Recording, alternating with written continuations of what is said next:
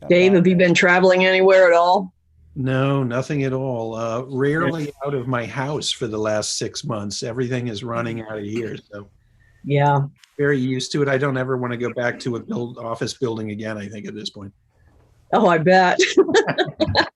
You probably get as much work done as at home. I'll tell you, the magazine's doing very well and all the associated things, but for the first time in 30 years, I've cleaned and organized my basement. This is what it took, a global crisis. Yeah. If you could see how my garage looks right now, I'm in the process of doing that right now. I can't even get my car in there. I've tore everything out.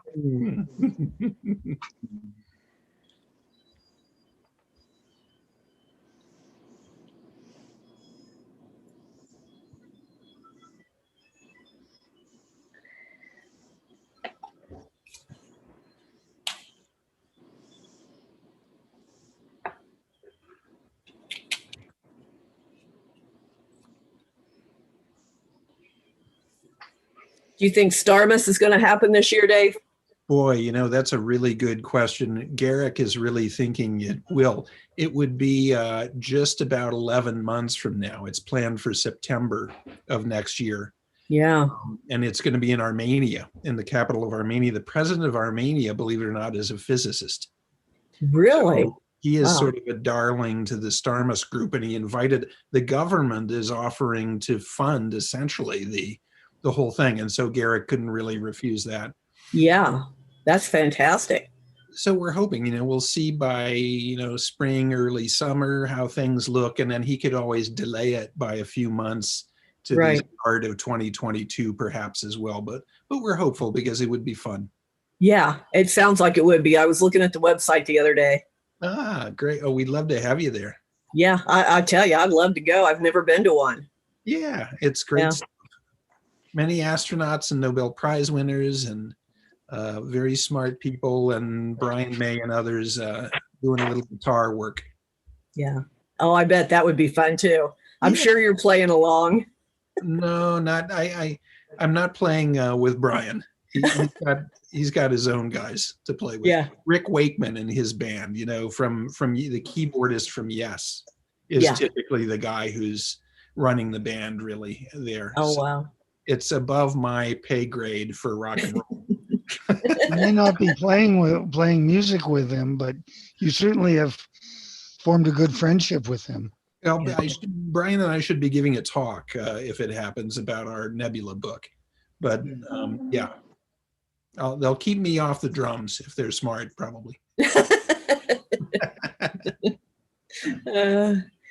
David, how are you doing? I haven't seen you in a long time either. Oh, I'm doing good. I'm doing well. And I've been going to the Kansas City meetings. Oh, yeah. And, I've been going there each month and trying to say a few words to them. And I've been quite active with the Royal Astronomical Society over the pandemic. And, but it's these Zoom cloud sessions are keeping me pretty darn busy right now. Yeah, that's great. Yeah, I'd love to see the league and your group get together and do a conference or something along that line sometime. We'd love to come to Canada. Yeah, I think that would be great. Yeah. Maybe after this crazy thing is over, if it ever. Oh, yeah, definitely. Definitely.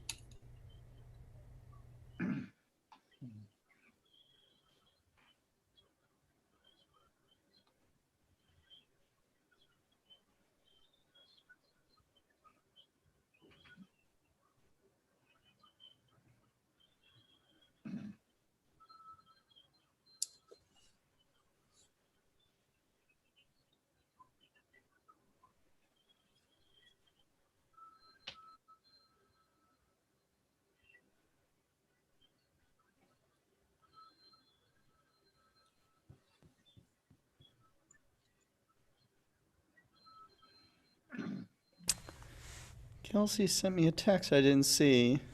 She wanted to come in at about 7:30. So that's about, let's see, if to do that, I think I would have to do that right after you, David Eicher. And so let's, I don't know why she needs that, but we'll see what happens here. Should I default to her, or should I go back to you and you would introduce her? You can default to her if you'd like. Okay. You know? Yeah, if you'd like to. Let's see.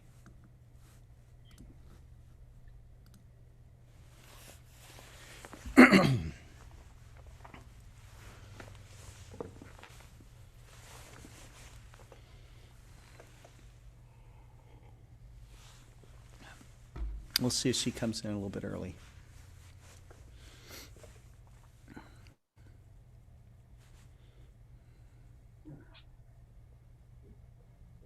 Do you guys like the earlier time schedule over what it was, David? Mr. Yeah. Levy? I kind of preferred the one before, but The later one? I understand that as the sun sets earlier, we need to go earlier. Right. I wonder if at a certain point there's not going to be a Okay. straight from one party to the other with the 5 o'clock show and all, or 5 o'clock here. Sorry.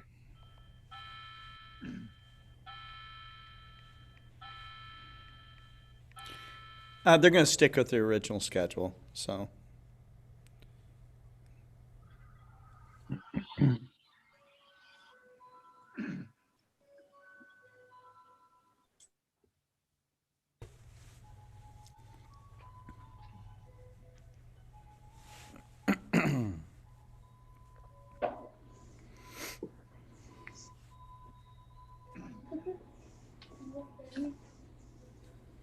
But it's so cool you guys are all here. I love it. You know that? I love it. I love it. It's kind of special, this little group we have getting together. Yeah, An hour before the star party starts. It's a lot of fun. I agree.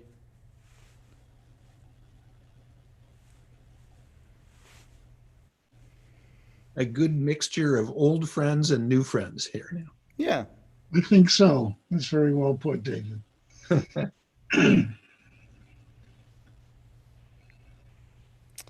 So it's Mr. Levy, Mr. Eicher, Libby after that, and then Deepti. And then if Dustin logs in,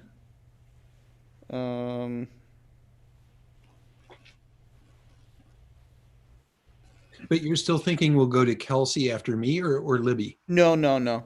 Kelsey just sent me a text message saying she's sticking with the original schedule. Okay. So good. we'll go to Kelsey after the 10-minute break. Okay.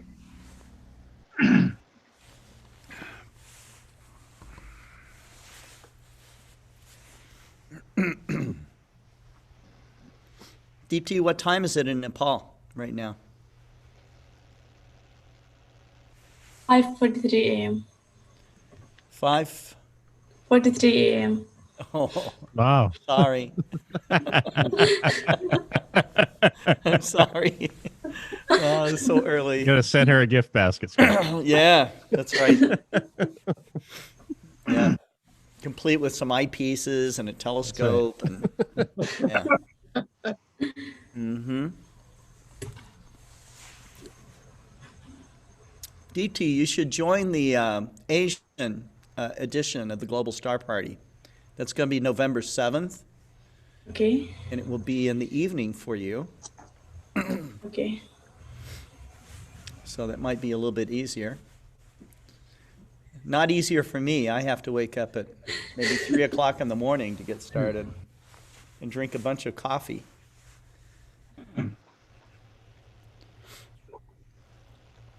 Is coffee popular in Nepal? Yeah. It is. Yeah. Coffee and tea. And tea, huh? Yeah. Yeah. Tea is more popular than coffee. I would think so.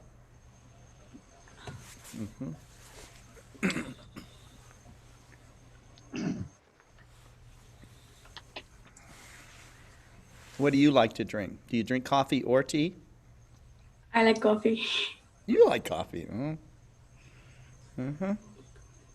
Yeah.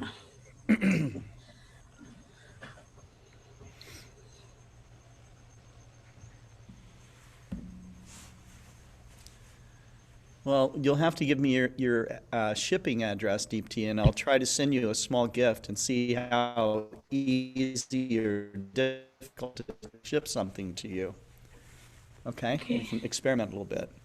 If it's easy to get things to you, then, you know, there's more possibilities. So if it's difficult, Yeah. that makes it difficult.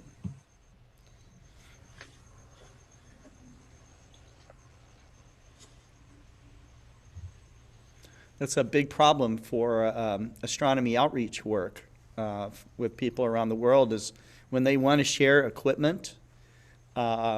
Sometimes it's not the shipping and it's not the problem that they are making a donation. The problem is getting it through customs. Yeah. Sometimes it's very expensive.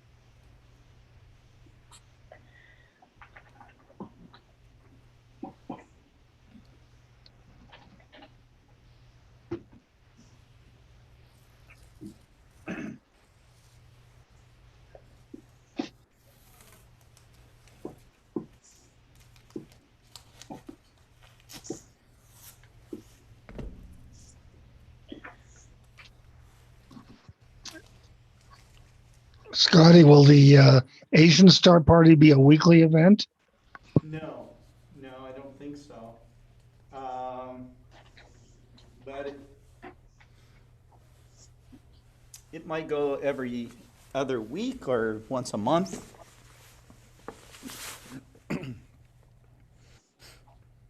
It depends a lot on Christopher Go.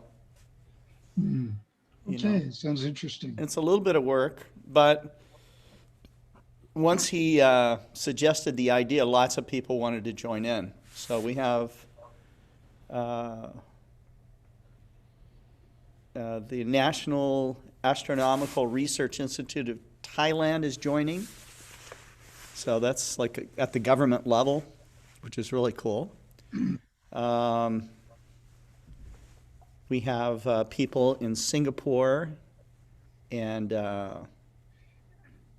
I think maybe Hong Kong, Philippines.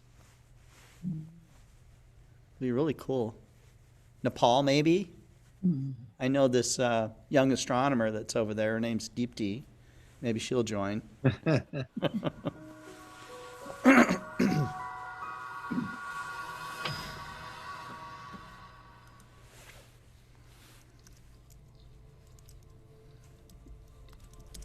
TESS, the Transiting Exoplanet Survey Satellite, has completed its survey of the southern sky.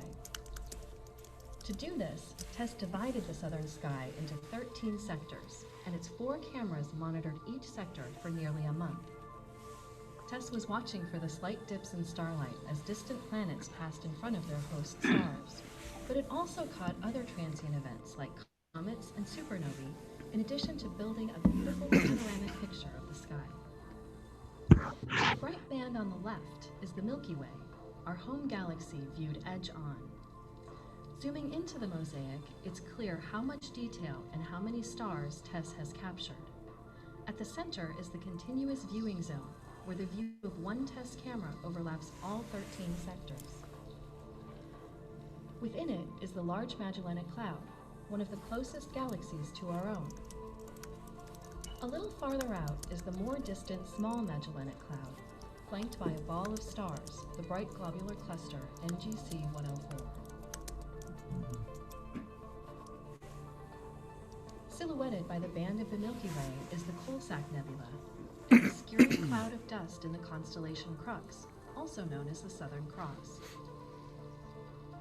The mosaic also contains many notable stars, such as Alpha Centauri, one of our closest neighboring systems and among the brightest stars in the sky. Fomalhaut, which hosts one of the first directly imaged planets. Sirius, the brightest star in the night sky. And Betelgeuse, a red supergiant star that marks one shoulder of the constellation Orion. The Orion Nebula, a vast nursery where stars are born, was imaged in great detail by the Hubble Space Telescope. This isn't a cosmic object at all. It's actually a reflection of Rigel, the bright star marking one of Orion's feet, and it's caused by light scattering off part of the camera system. TESS's confirmed exoplanet discoveries are currently distributed all around the southern sky.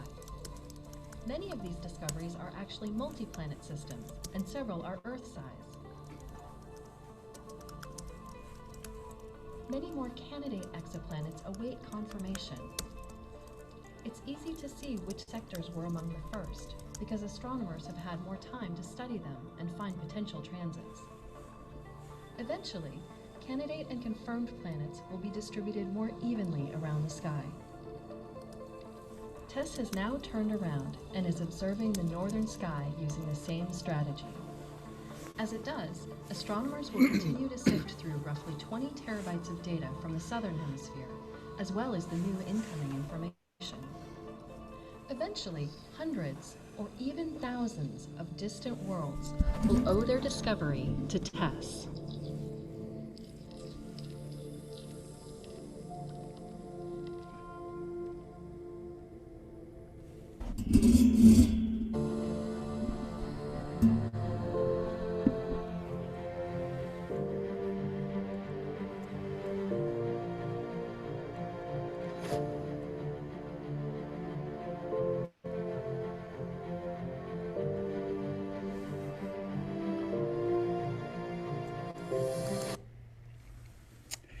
Hello, everybody. This is Scott Roberts with Explore Scientific, and this is the Explore Alliance live presentation of the 18th Global Star Party.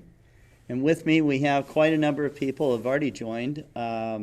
David Levy, who has been on every one of our programs, joins us. Richard Grace, who has been, I think, also on every one of our programs, astrophotographer.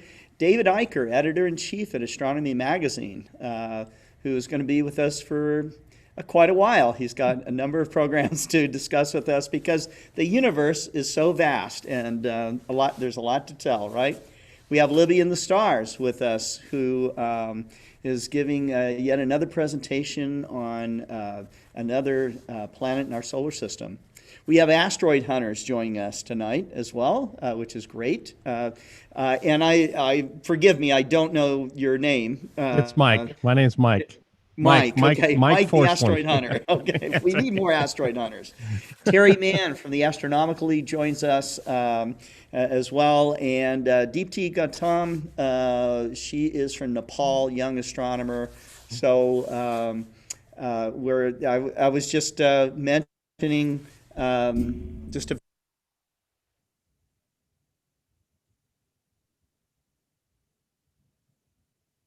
kind of, oh, sorry. You guys hear me now? Yes. We got you now. Yeah, you got me now. Okay. Sorry, I touched the microphone and muted it by accident. I was about to say, we were talking a little while ago and just remarking how it feels like a family that we have here. And it's certainly something I look forward to every week, to do the Global Star Party. And we're also branching out. We've done, of course, European editions. We're about to do an Asian edition on November 7th, which will be really interesting. So that's what we'll be with co-host Christopher Go. But I will get started with David Levy. You can't, I can't say enough nice things about David. He and I are kind of like, I think of him as my big brother. He has been a mentor to me. He has been, we have talked about, philosophically about many things. But David is someone that has taught me to keep going no matter what it takes, and he has overcome many obstacles in his life. And if you've read his book, you'll know that it hasn't always been easy for David, but he has made astronomy special for all of us. And some of the spectacular events have been things like Comet Shoemaker-Levy 9, which blew all of our minds. But if you look at the long history of David Levy searching for comets and his love for the night sky, I think that's the most important part. It hasn't been, although his discoveries have been amazing, it really is all about David and the friendship and the perseverance that he brings to the table. So, David, I'm going to give you the stage. Thank you, Scotty, and it's wonderful to be here, except with one exception. It is not all about David. It is about the night sky. It is about something that I have loved doing ever since I was about 12 years old. And I've had so much fun. And looking at all the other people that are here tonight, I'm remembering times that I've spent with them. The time with Dave Eicher before a convention of the Astronomical League, which Terry Mann will probably describe later, when we stayed up all night just to see them tear down a bridge, and which came down in about a tenth of a second. A big, huge concrete bridge. Never forget that. And I'm so glad to be here with the younger people who are the voices of tomorrow, who will be telling us about what astronomy is from their point of view, and particularly what it's going to be like in the next generation.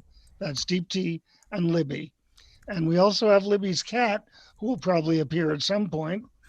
Libby's cat, Bowie, named after a famous singer. And here we are, and it's so wonderful to be here. Each time that I give these introductions, I try to quote from a poem, and the poem comes from my magic book here, which used to be very, very small. It's this one. It used to be very small and thin, with just enough poems so that I could choose a different one for each of the global star parties, although sometimes you'll hear a poem that I've read before. But look at it now. The book has gotten so big. It's gotten so big and so fat that I can hardly lift it anymore. That's your fault, Scotty. It's your fault, Scott. We love hearing the poetry from David Levy. Well, I'll tell you, do you want me to tell you why it's Scotty's fault? I will. Okay. Scotty was visiting Wendy and me once a few years ago, and we were sort of talking about comets and stuff. And he said, why don't you take all of the comets that you've discovered when you have originally reported them in your observing log? And it's hard to see it this way, but anyway, why don't you take from each of the comets that you've discovered, and maybe we could put them together? I did that. I assembled all of the original pages from the comets that I've discovered over the years. session 6684E, on November 13th, 1984. That was my first comet. And if any of you know the beautiful open cluster NGC 6709, the comet was right next to that cluster when I found it. 1987, there were two comets that year, a third in 88, another in 89. One that became very bright in 1990 was visible throughout the world as a naked eye comet for most of the summer of 1990. There was one in 1991, a very nice periodic comet, and one in 1994 in April of 1994. And so I've taken all these, plus the most recent one, the Kol Nidre Yom Kippur comet of October 2006. Plus, of course, comets that I've discovered over the years with Jean and Carolyn Shoemaker, of which the best known is Shoemaker-Levy 9, which is the comet that collided with Jupiter, and in doing that gave us a very interesting lesson on the origin of life and how when comets collide with planets, they can deposit the simple alphabet of life, the carbon, hydrogen, oxygen, and nitrogen, and be able to say quite a few things. So with all of these interesting things, it all started for me with a meteor, a shooting star, that I saw at a summer camp in 1956. And looking around, asking the other kids, did you see that shooting star? And they said, no. And I then the thought hit me, was that event just for me? Am I supposed to get interested in this stuff? Well, I put it away in my I put the image of the meteor away in my 8-year-old David brain, where it's kind of let it fester for a while until 1960, when a bicycle accident and a book from a cousin about the planets really got me going. And so I do have a quote from you right now that I hope will inspire you to enjoy the wonderful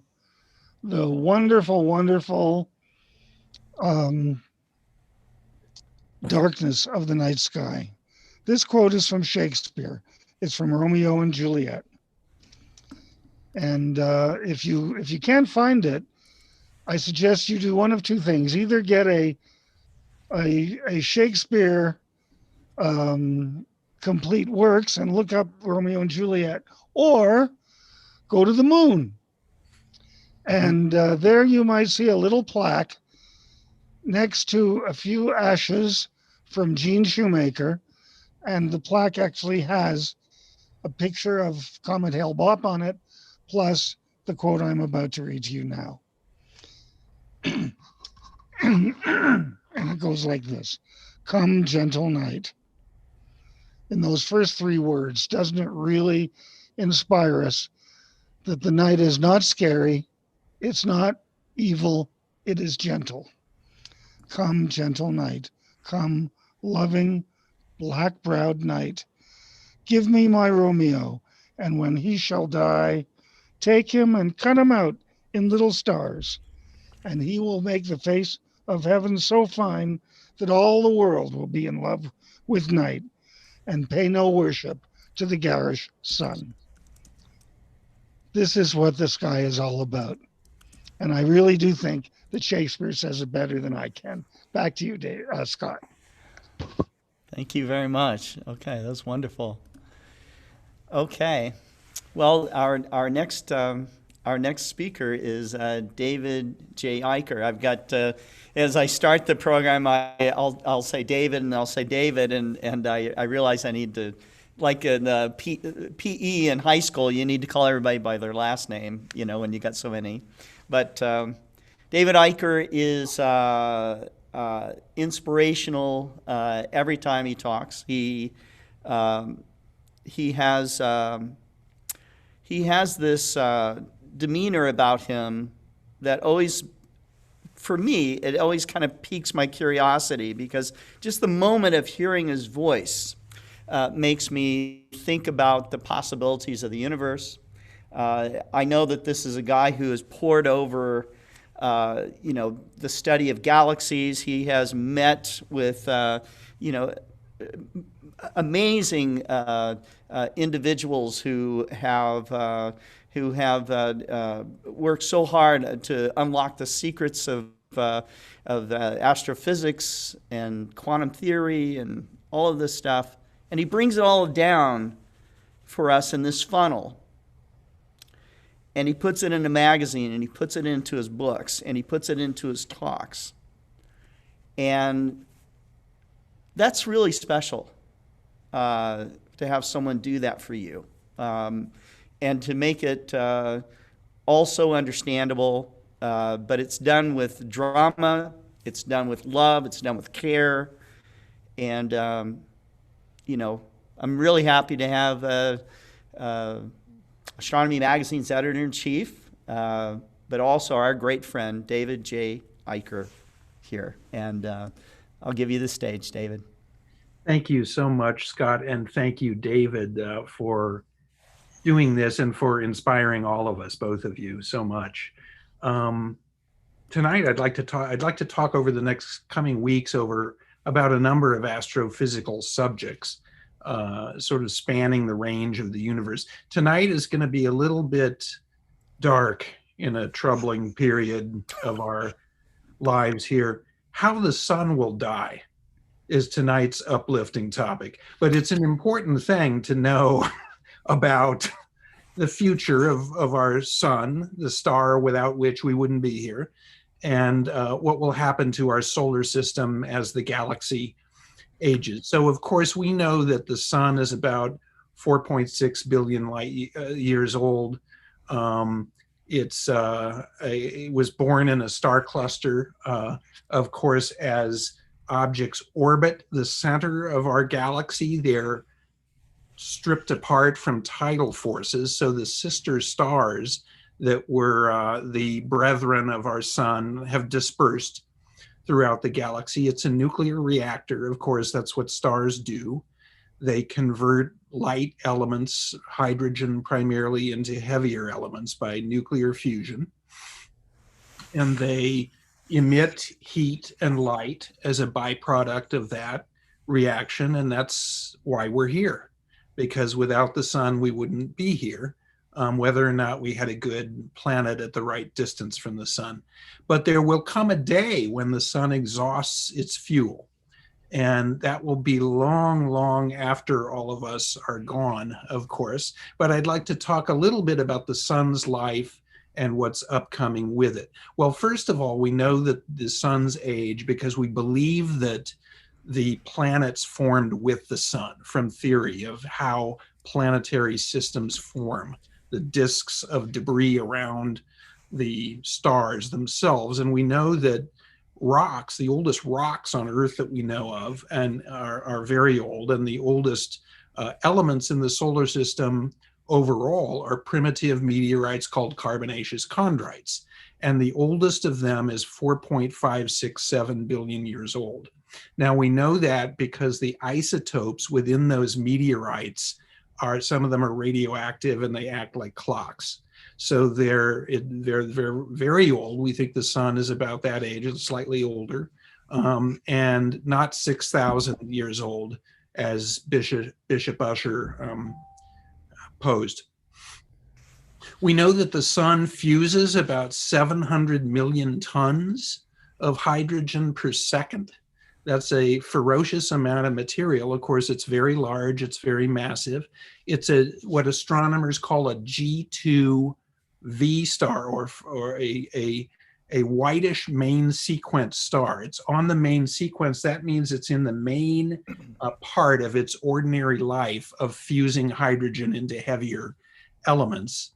And it's really a whitish star. Although it looks yellow to us, its peaks, its spectral output in the yellow and green parts of the spectrum. But by definition, solar light, sunlight, constitutes overall as a whole what we call white light.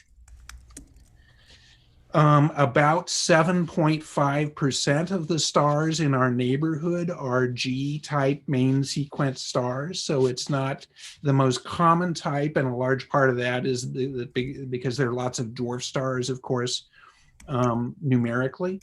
But some of the well-known G stars in our neighborhood are Alpha Centauri A, Capella's two brightest stars. Capella's a multiple star system with 6 stars overall. And the star that you may have heard of called Tau Ceti, that's a relatively close star, is here. Well, we know that we're here on Earth because Earth formed in what we call the habitable zone of our star. The temperature is right for liquid water, and all that we know about life as we exist, requires liquid water. But the sun is a variable star, and it's evolving over time. And although it's 4.6 billion years old, it will change dramatically in the future. Stars like the sun shine in some normal way for about 10 to 20 billion years overall, but they don't remain on the main sequence nearly that long. So here's the really sad news, regardless of everything that's happening in our crazy lives this year. Life will be gone on this planet in about 1 billion years or less. So if you really want a fact that brings you down, because the sun's radiation output is increasing over time. It's a variable star. Its so-called bolometric radiative output is increasing. So about 1 billion years from now, the oceans will boil off of our planet, and it will make the weekend really difficult. However, it's long after that that things get really interesting for the sun as a star. In about 6.5 billion years, the sun exhausts its hydrogen altogether, and it'll start a red giant phase, and it will swell outward, and Earth, which will be a sort of a carbon-like remnant, we think at that point, may physically get pushed outward. In about 7.5 billion years from now, the first so-called red giant peak of behavior, of the complexity of what's going on in the sun's atmosphere will finish, and that will really shrink its diameter then and its luminosity after that enlargement. Well, about 100,000 years later, not long after that point, comes a really interesting moment in the life of the sun, and that's the so-called helium flash. And that is when there's an enormous flash and runaway fusion of helium into carbon begins inside the sun. And that will cast off material off of our star, first of all, at relatively slow speeds as a sort of a belch, if you will, and then there will be higher velocity material coming off of the star, and the collision of those materials will create a glowing planetary nebula, and that's how our star will end up, whether it looks like the Ring Nebula that you probably know, the Dumbbell Nebula, many other kinds of planetaries that we can observe with Scott's great telescopes. We don't quite know yet, because the shapes of these nebulae and how they get to be that way are very complicated, the modeling on those. But we will end up as a planetary nebula with a white dwarf remnant sun that used to be our ferociously burning star in its center. And for about 50,000 years or so, other inhabitants around us in the galaxy will be able to see our solar system as a glowing planetary nebula that will actually glow the energy much like a fluorescent bulb does, and then eventually dissipate, and we'll be left with this white dwarf remnant. So it's not the happiest result in the end, of course, the happy lives of stars, but of course, like people, stars are born and they live and they evolve and they die eventually, as well as people. So the good news is that we've got a long, long time to go on this planet, and much, much longer yet before the things get really interesting with our sun. So that's kind of a quick look at the sun, and we're in the middle of the sun's life, but where it's going, how it will happen, and what we know about the sun's eventual end. So thanks so much, Scott and David. It's great to be with you guys and everyone else too. Terry, I haven't seen you in a long time. And now I would like to introduce, if I could, I believe next Scott, the great, talented, and quite young Libby in the Stars, who is going to bring things farther out into the solar system, I think, from Earth. That's right. That's right. Thank you so much. Thank you. Yeah, Libby has been commenting in the chat room, and one of the things I will tell you is that Libby is very respectful and in awe of all of you. So, so that's she knows it's special. So, thank you, Libby. Well, Libby, are you? You're all set to go, aren't you? Now Yes. you have beautiful glasses on. I like those, and nice background. But I'm a little bit shocked from that last talk. yeah, I know. Uh-oh. I know. Well, we don't actually really end, Libby. We will just transform, because all that dust and gas just turns into another star system and more planets, and it just keeps going on and on. Nothing gets wasted, including Scott, us. So Can I add I something? just, part of I it. just, in the Can I add chat, I something, just Scott, said for- Elise will be Yeah. replaced as stars, so we'll all have one named after us, hopefully. Mm-hmm. So, Go ahead, David. Let me Hold- just hold add on for something just a for second, Libby. 10 more seconds. Forgive me, but you mentioning that great point, Scott. Let's look at it, Libby, from the reverse direction, and that the atoms in our bodies were made, the light stuff early on in the history of the universe, but most of the atoms in our bodies, the so-called metals, heavier than hydrogen and helium, were made in exploding stars, in supernovae and in neutron stars, literally the atoms in our bodies. So we are made of the stuff of the universe, and we can sit here and think about it and talk about it. And we're going to be around here for a long, long time to do that. So that's the positive way of looking at it. That's right. It's almost a miracle. It is a miracle. Thank you. Thanks, David. Okay, Libby, you have the stage. Now, I want to tell you, I know that you are very, I can tell you're very honored to be amongst these people and that, and all the rest of it. But one of the things that I think is really special about you is that you have determined to give your talks, and each time you've given them, you've done a better job than the last time. So you're getting really good at doing presentations. And I think that by the time that you're in high school, you're going to be quite professional at doing this. So I would encourage you to keep it up and to keep exploring in the way that you are. So, and we'll let you continue to tell us the story about the solar system. Go ahead. So I've been doing it ever since I started. I made a whole list on what I wanted to talk about. And I started with the solar system. So I've been doing a series where I talk about each planet, and it's in order. So we're almost about finished, and I'm happy I'm almost finished. It's a little bit sad because I wish I could continue talking about our planets, because there's much to talk about our planets.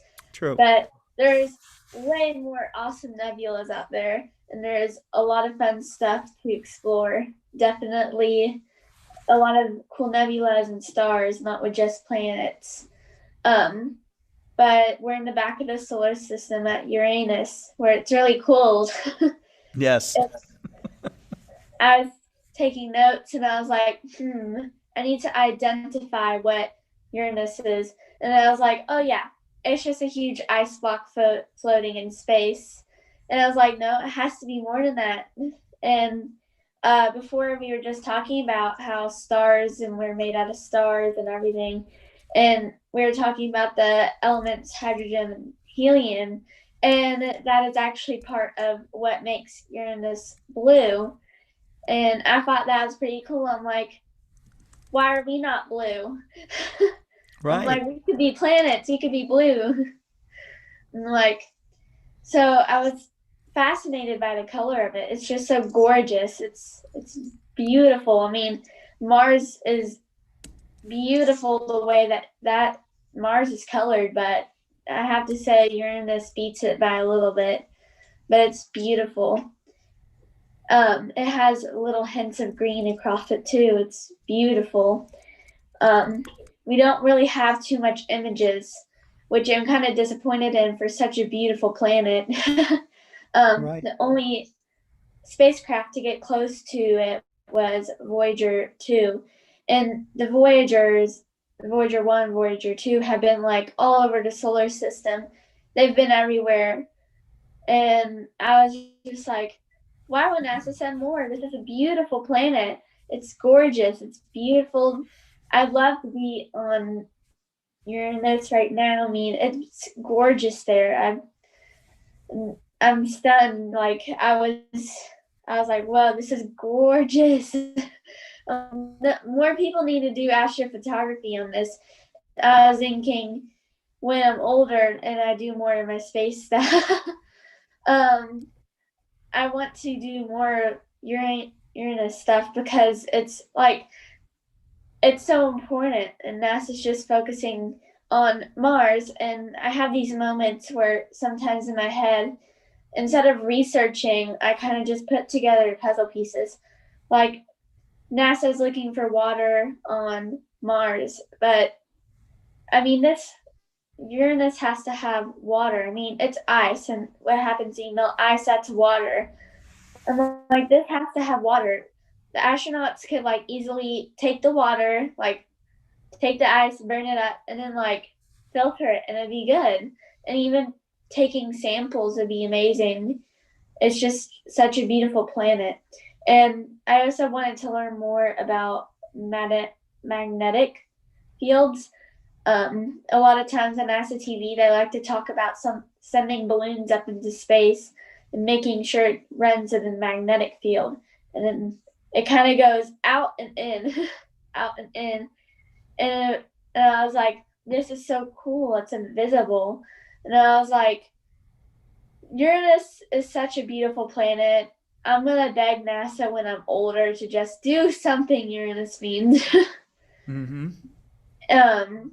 It also, Saturn was my last planet, and it has rings. And I was wondering, I'm like, I wonder if this planet has rings. So I figured out that it does. And I found a picture, and it's a cartoon picture that shows the rings because you can't actually see them. They're so light. The rocks are so tiny and fine grained. There's not much of them, but they're up and down like this. So Uranus is in the middle, and it's around Uranus.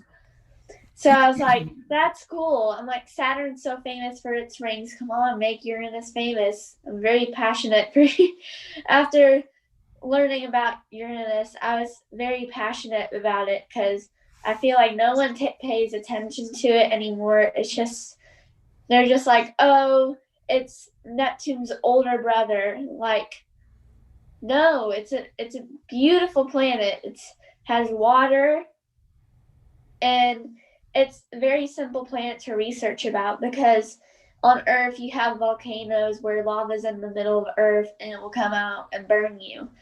But on Uranus, it's just rocks and ice, and it's all together. It's just a big ball of it. It's nothing extravagant like Earth.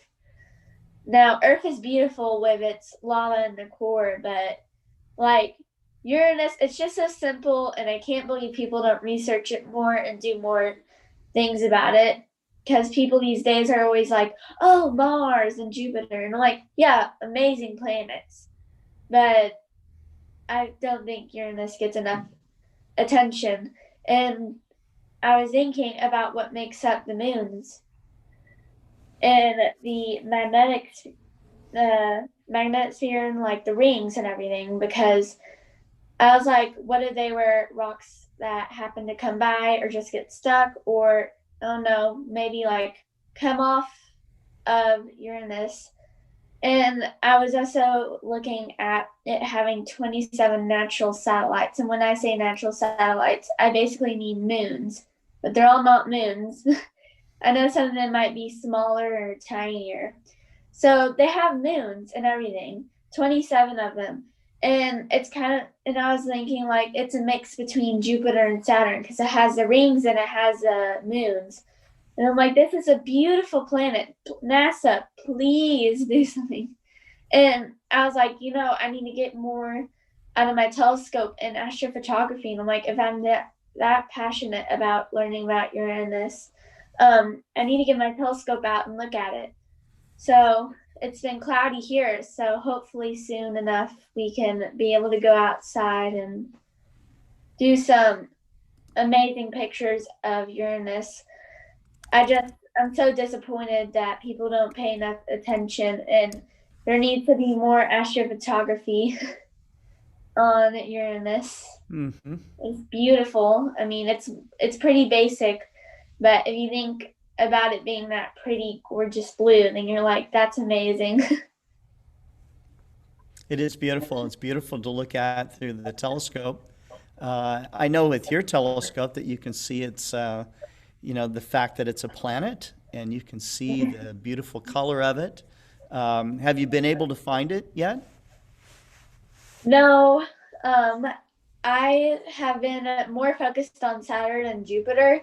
Whenever I use my telescope, I'll pick one object until I get like a perfect astrophotography picture and perfect lens, perfect view. I'll move on to the next planet.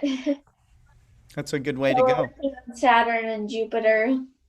Mm-hmm. But after that, I'm like, okay, more attention to Uranus. I mean, I need to learn where there's a dark enough place because it's so far away in the solar system, icy and rocky. Where's a far enough place I can go out and take it?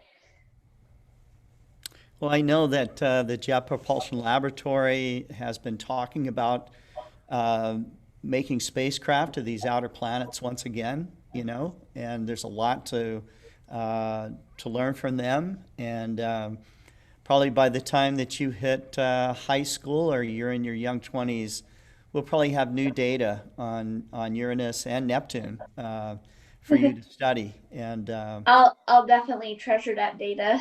yeah, yes. Well, I'll maybe be you'll like, be yes, teaching it in the finally, class. after all this time. Mm-hmm. Thank you so much, Libby. Thank you. Thank you for letting me speak. Yeah, thank you for It's speaking so much on our. fun. It's an I honor have for us. nothing other to do. so I'm like, yay, finally, something, yay.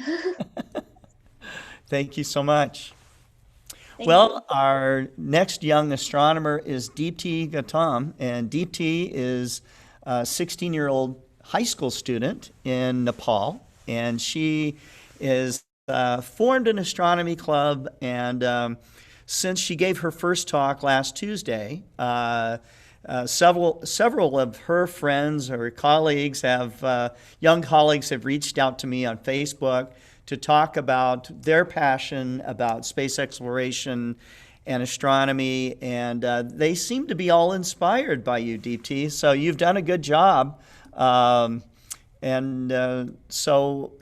what will you be bringing to us in this second part of your three-part series?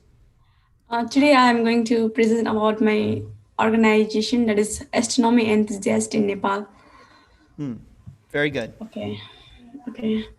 Hello everyone, it's me Deepti Gautam, this 16 years old high school student from Nepal.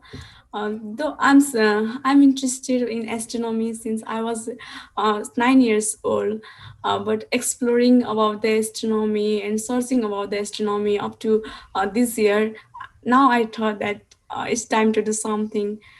It's looking the lack of opportunity in Nepal.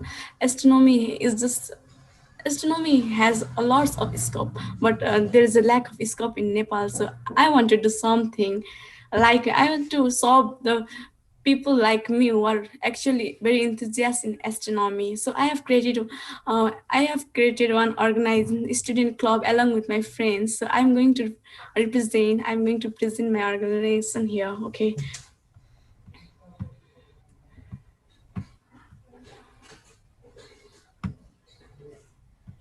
Yeah. Beautiful. Yeah.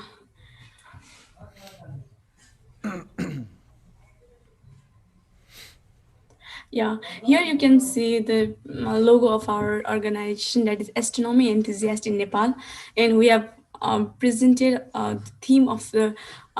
We have made this logo in the theme of the to represent the astronomy in Nepal. Here you can see the spiral galaxy in the word E and the comet trail in the word Yan. And in concept of Nepal, here we have put it the sign of the moon and the star, moon and the sun, which is actually in our the Nepal's flag. We have made it according to our Nepalese flag.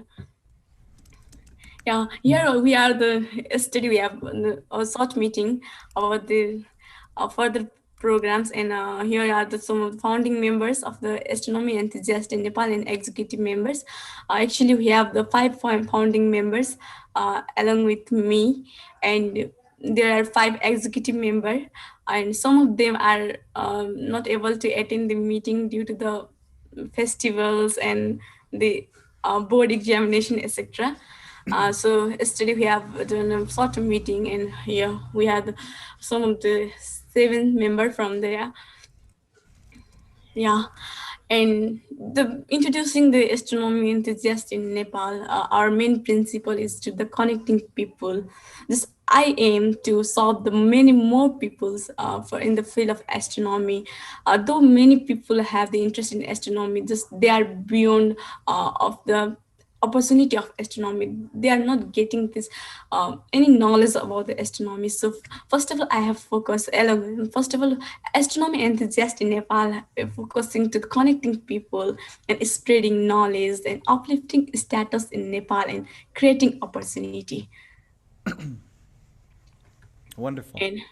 And this so first of all, establishing the organization.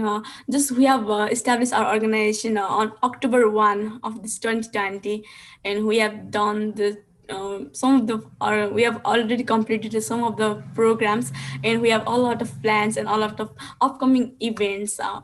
And yeah, here this is our first program, that is we have conducted the session about the introduction to the astronomy to the young peoples, and many people have joined us, and we have just established, we have discussed about the astronomy, what is astronomy, and we have discussed about the constellation, satellite, and natural phenomena like aura and solar. We also include the solar observation and etc. in our webinar, and it was just fun to teach other. And we have some of the mentors here to introduce about the astronomy more. And okay, and this is our second program, that is national quiz competition, which we have conducted in the special for the World Space Week.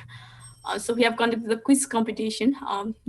We have prepared some of the quiz competition and conducted this competition. And when people have joined us, they enjoyed a lot and get something new. Right, with cash prizes. Yes, and here is this solar observation program, which was done by one of the founding member of our organizations. He can do it physically because there is a less chance of less risk of this COVID in his area. So he have conducted it physically in one of the school, that is Biswa Adarsh School in science exhibition. He has introduced about the astronomy, and he had made a solar observation to the younger people. And so this girl is very interested. Yes. For looking at. Yes. Yeah, and our talking about our upcoming event, we are going to conduct the one astrophotography session, and she's the Manisha Dua, and she's the one of the founder of the Nepal Astronomical Society, and one of the astrophotographer of Nepal, and she's the member of the Women in Science, Women in Astronomy in Nepal too. And she's going to give about this introduction to the astrophotography in the way, and she's going to teach us about the astrophotography. And we will going to conduct this in November 5. Wonderful.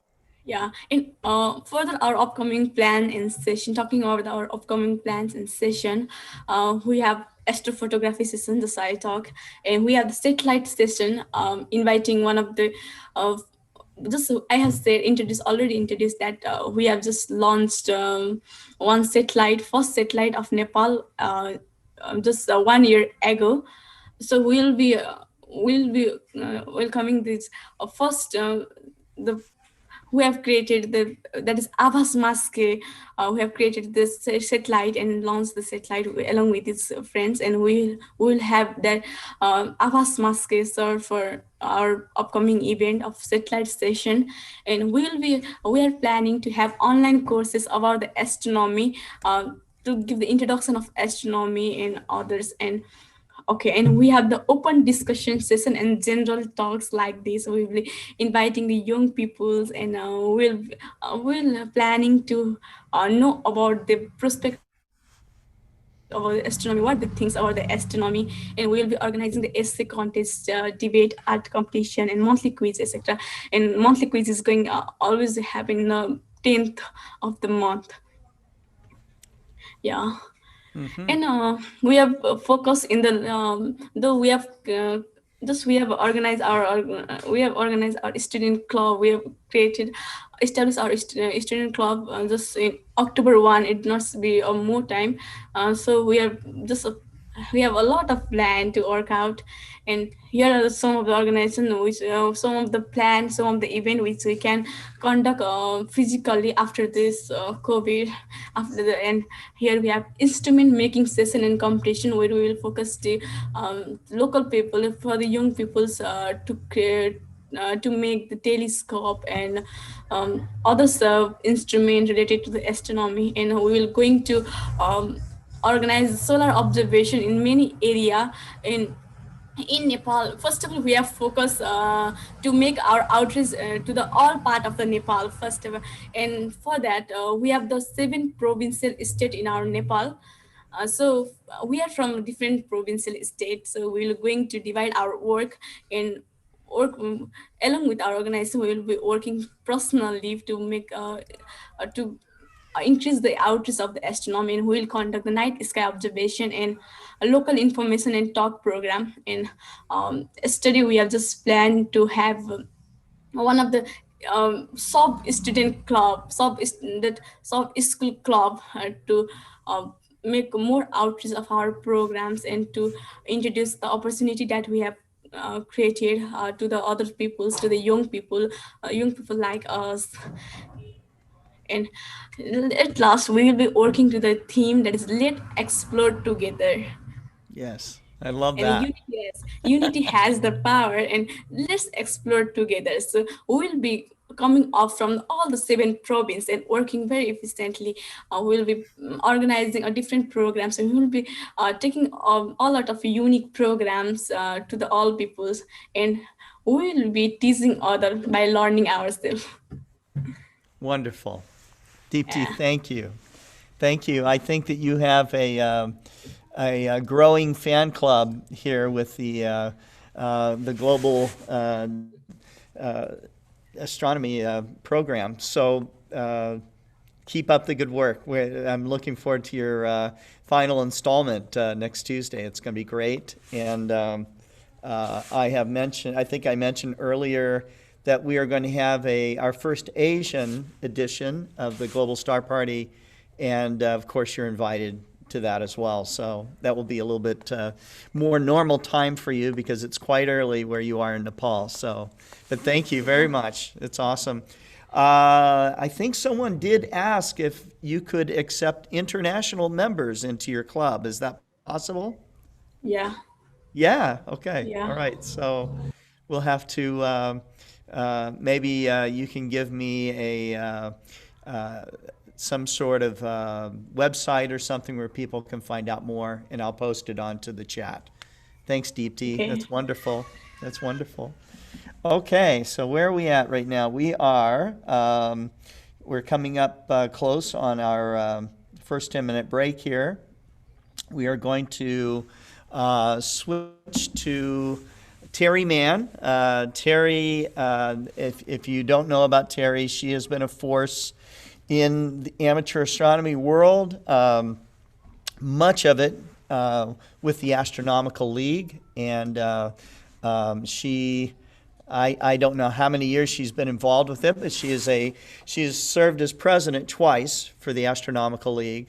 The league itself is 60 years old, maybe, something like that. 75 next 75. year. Okay. Yeah. All right. So there you go. But certainly you weren't around at that time. Hey, I know how to play this. So, but I've long admired Terry. She has a great sense of humor. She is someone that always makes you feel at ease. But she's very knowledgeable about astronomy. She has been working tirelessly to involve other people from all over the country and now all over the world as the Astronomical League goes international. And so the league is our official sponsor of our door prizes that we do each week, sometimes twice a week. And she will be reading the questions and answers from our last Global Star Party, but and then asking questions for you to answer. And when you answer these questions, you will send them by email to Explore Alliance. I'm going to put this into the chat at explorescientific.com.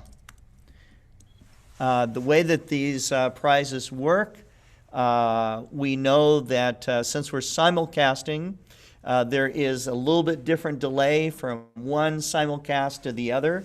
And so we will take all the answers that are coming in for each question, and we will pick at random the person that answers that question. So why don't you go ahead and get started, Terry? Thank you. Thank you for coming on.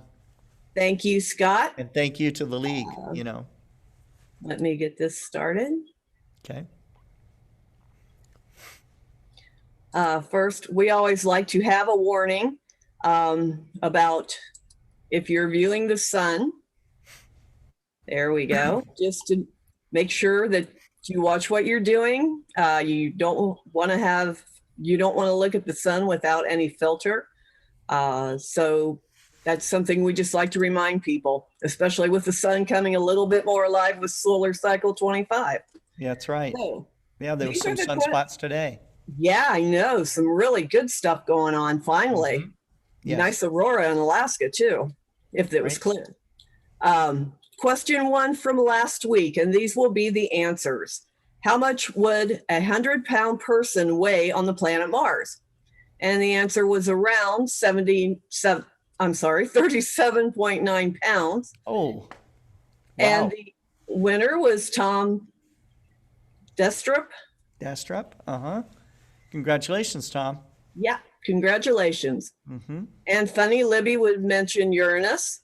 Yeah. The question was, what is the planet Uranus's closest moon? The answer is Cordelia. And the winner is Arletta Dergoody. Thank you very much. Dergoody. I think. No, I might have also gotten that wrong. But, I just wanted to mention that Arleta Derguti is from Kosovo, and that's nice to see that. Oh, fantastic. Very good. Fantastic. Congratulations, Arleta.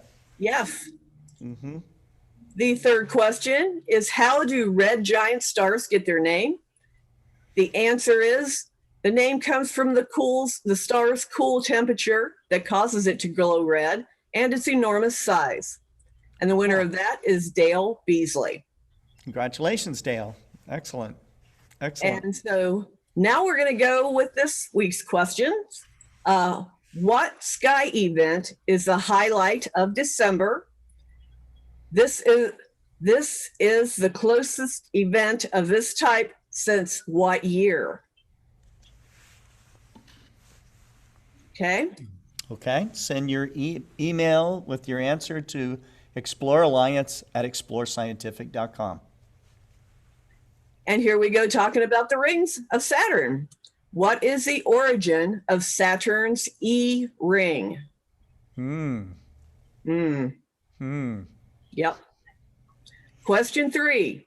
What is the date and the year of the first photograph taken of the moon's far side, and by what space probe?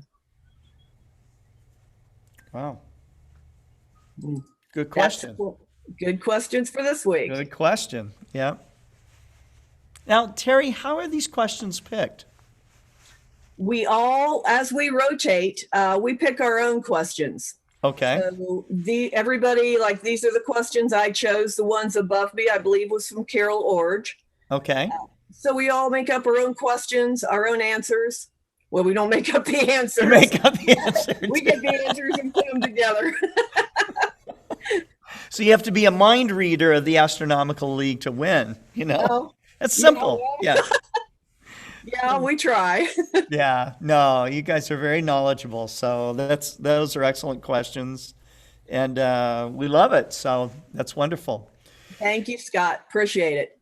Thank you. Okay, so we have more guests that will be coming on, and we still need to get some guests. Mike, before we go to our 10-minute break, why don't you introduce yourself and talk just for a few minutes about asteroid hunters? All right. Can you hear me there? Yep. Okay.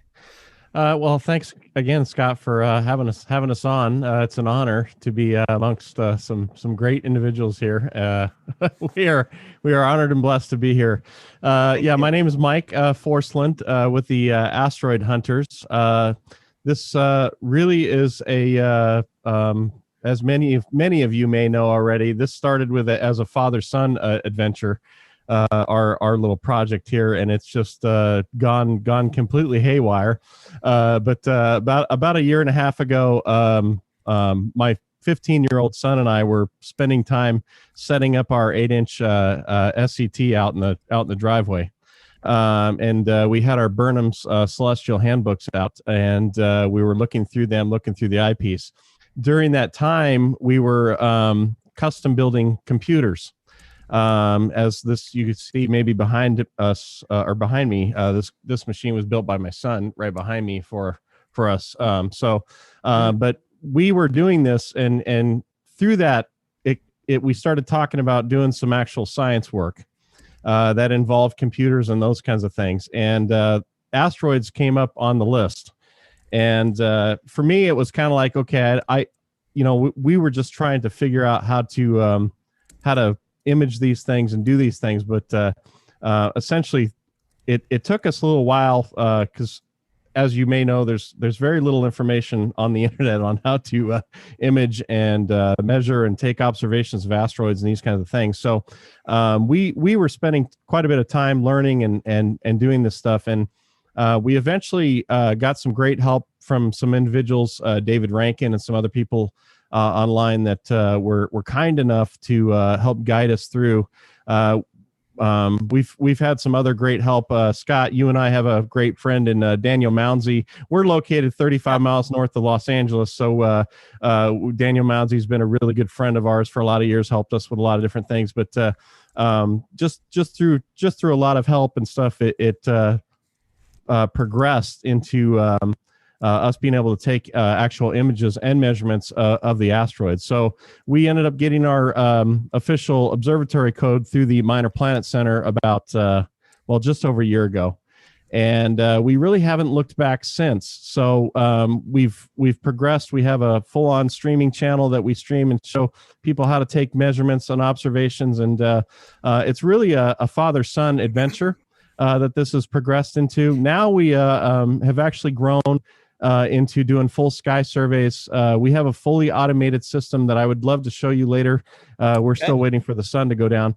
That does a complete images, full sections of the sky, does everything, automation in the background, does all the analyzation of the images of the fields, looking for potential new objects, as well as capturing existing objects and those kinds of things.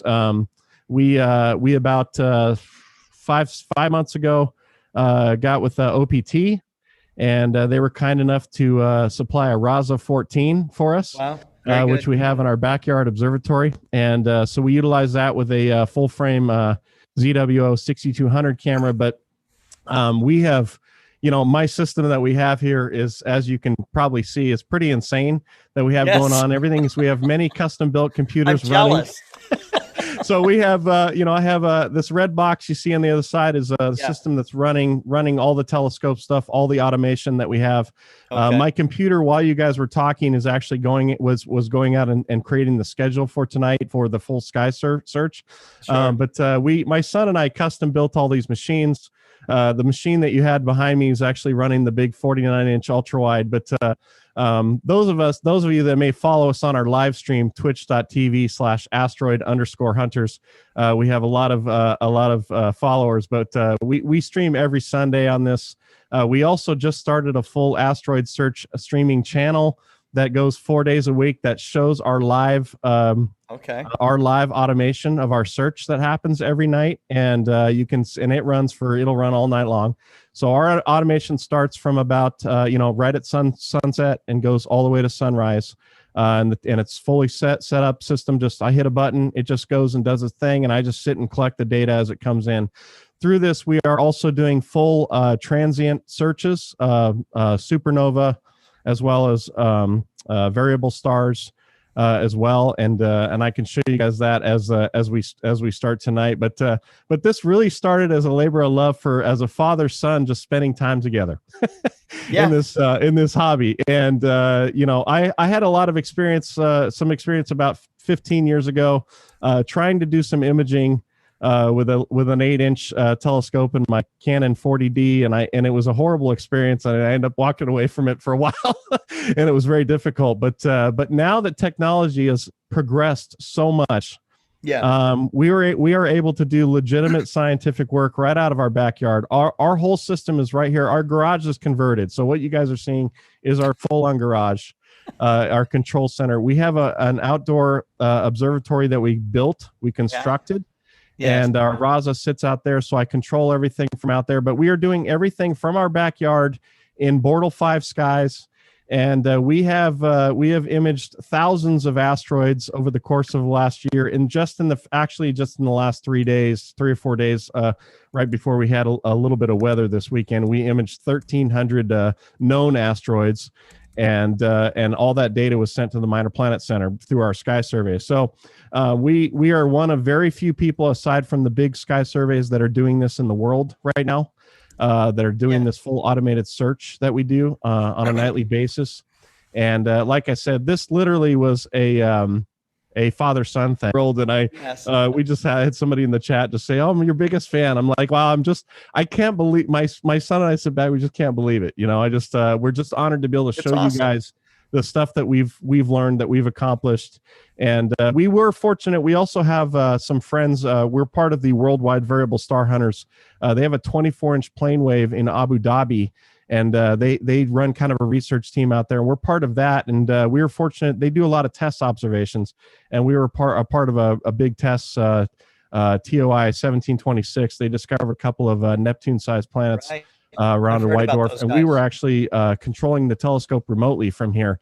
Do that. So we have this thing has just progressed tremendously in a very short period of time, and but we just we love being part of it, and we're just going to keep riding this train as long as we can. And awesome. But it's a lot of fun. So there awesome. It is in a nutshell. Thank you. Yeah, that is in a very cool nutshell. So. Yeah.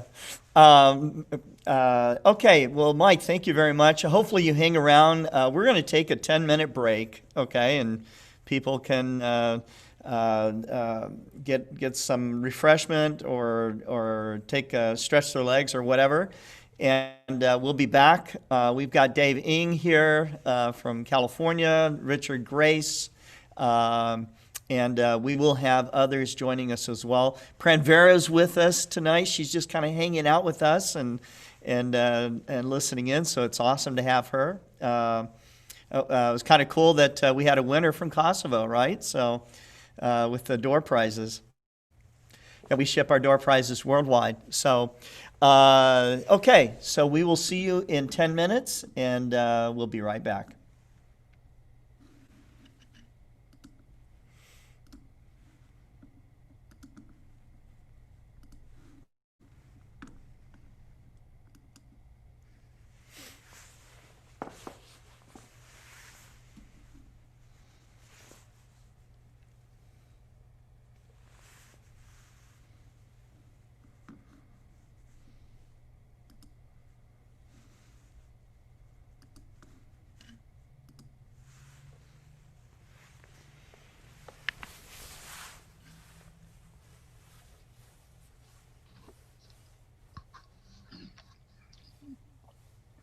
Well, David, that was pretty interesting, I think, as a start for the star party.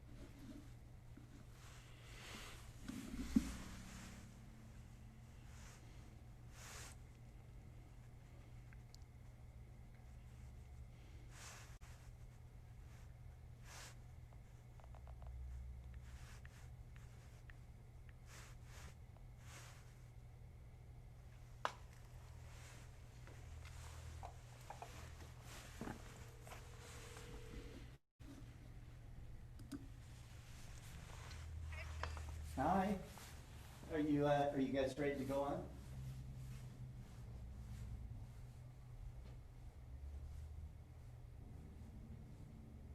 That's okay. Sure. Yeah. I think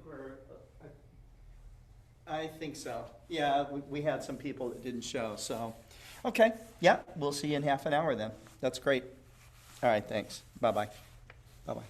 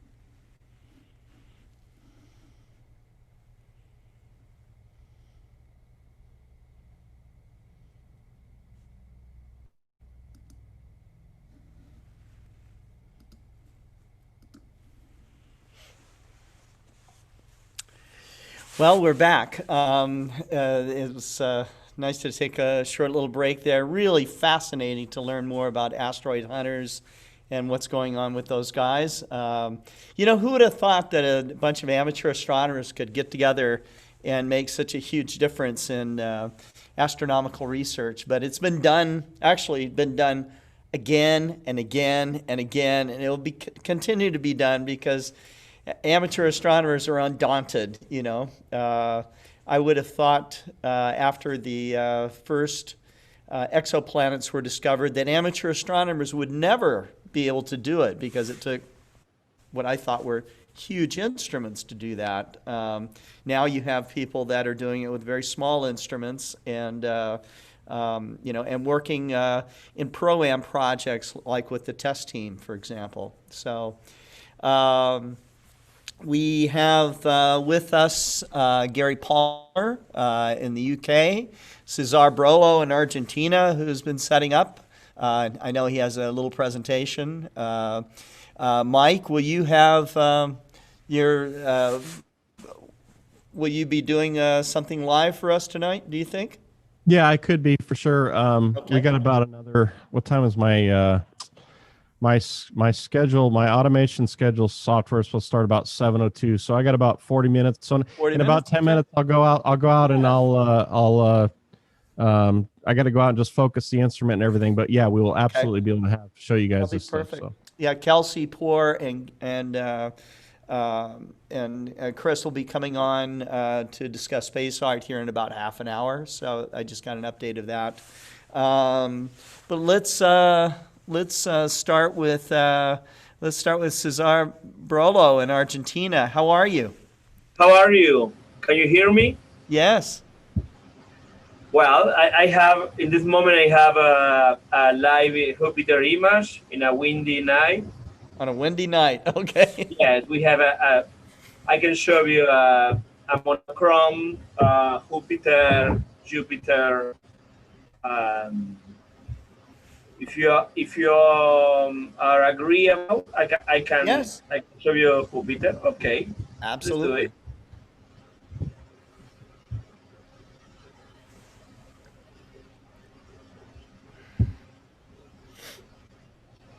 It's too windy now. Oh yeah, but you can see the belts. But yes, right? yes. I try into two optics because in my balcony every night that I make astronomy, I have a different optics from our center repair to test because sometimes you adjust and calibrate and collimate optics, but I prefer try it because it's fun. Yes, it is fun. Yes. And tonight we are trying two different things uh, for the same group that later I'll show you a couple of pictures of my last visit last week to solar observatory, a very historic solar observatory. And Yes. well, we can, maybe you can see too, there are, sorry by the wind, but you can have here two different satellites of Jupiter. Right. One of this is very near, another one, oh, sorry. When I talk, the wind is stronger. Yes. Yes. It settles down. Like right now, it's settling down, you know, and you Let can me check. see you can see the banding and some of the Yeah. festoons. And this is an let me check what are the I think that are Europe. Europe is the near one. Mm-hmm. Okay, let's let it calm down and see what we got. Yes, but it's the same. It's not. It's not.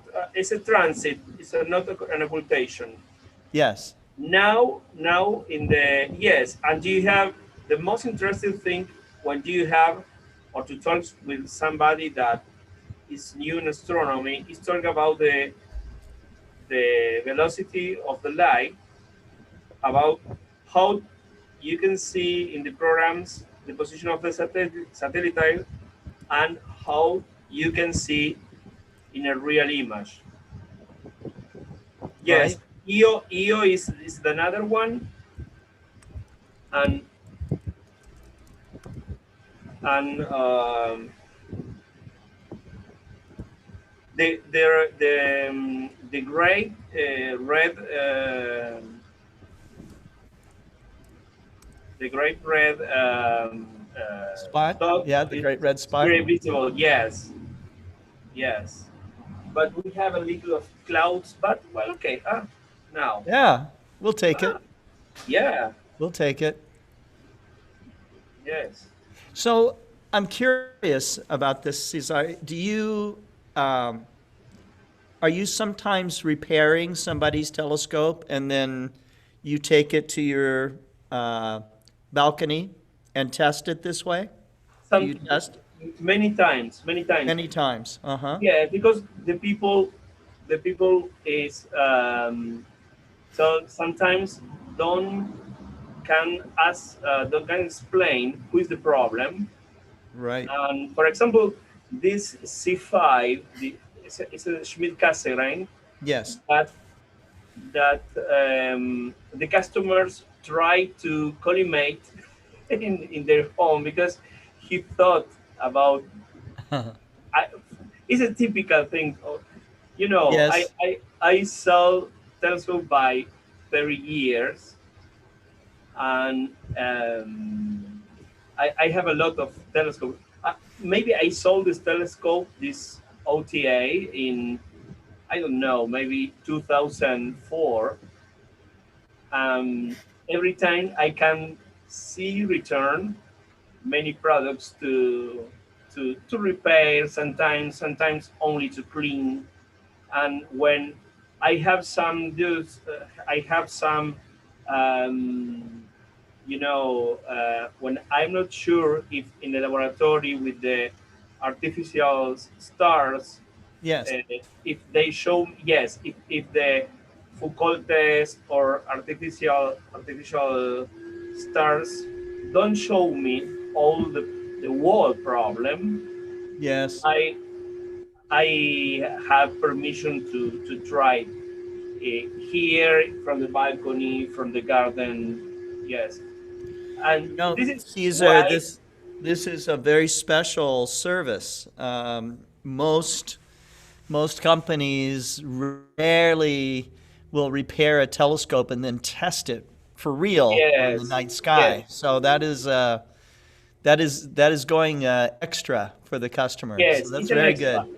That's extra. And That's excellent. sure, when somebody lives near to my home, I invite to the roof, and they are astonished with the view of the roof in the 37th floor, and we can try together the telescope, and sometimes I can explain how to use a telescope of my customers. Yes, it's an extra service.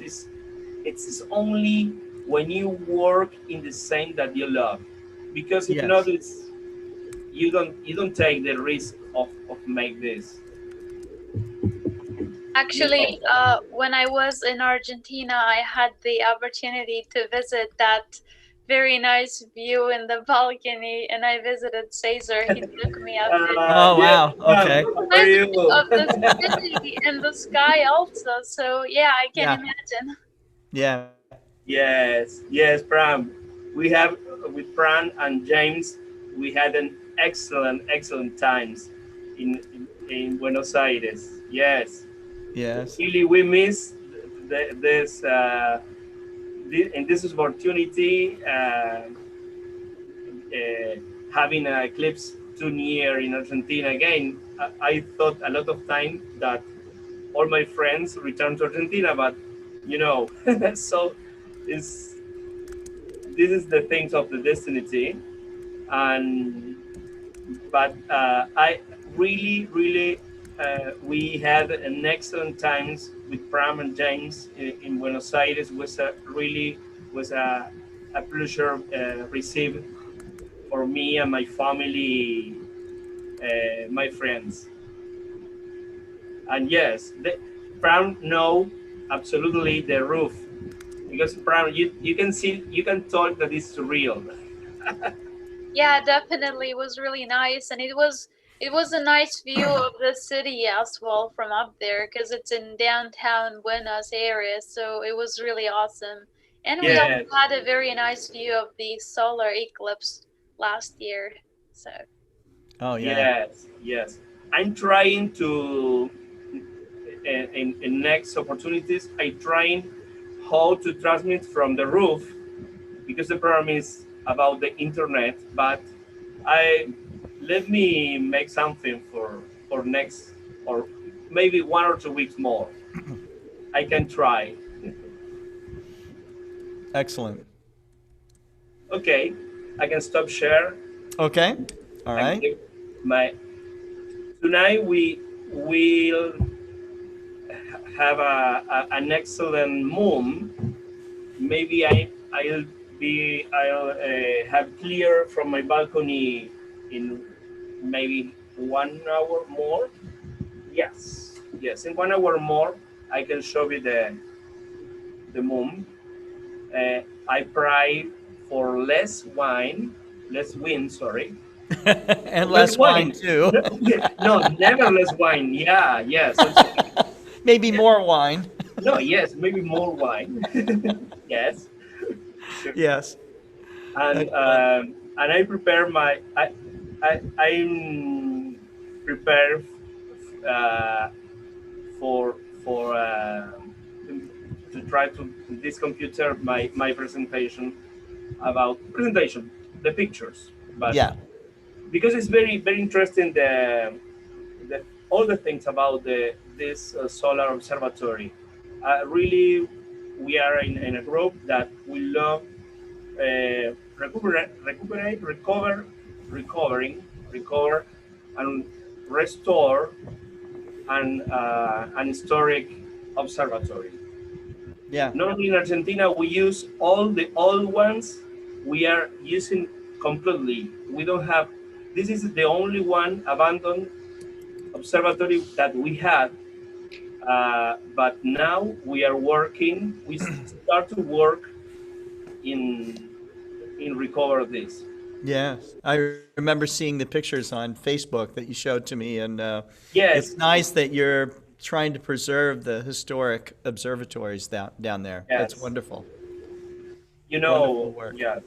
Yes. Great. Great. Okay. All right. So, let's see who else here. We have Kelsey and Chris have just joined us. Okay, so that's great. Why don't we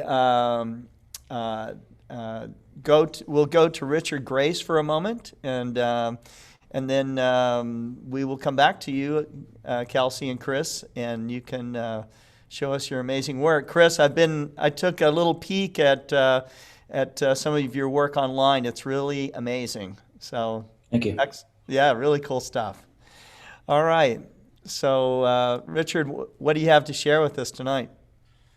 Well, let's see. To start off with, it's extremely cloudy outside. Is it? I did dig up a little bit of data from the end of September, right before the show, to try and give a 15-minute edit to it real fast, and then I realized that the show was 10 minutes early, so it's more like a 5-minute edit.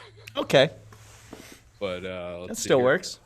We have the Running Man Nebula right next to Beautiful. the Orion Nebula, and if it weren't right next to the Orion Nebula, it would probably be shot a lot more often because it's pretty awesome.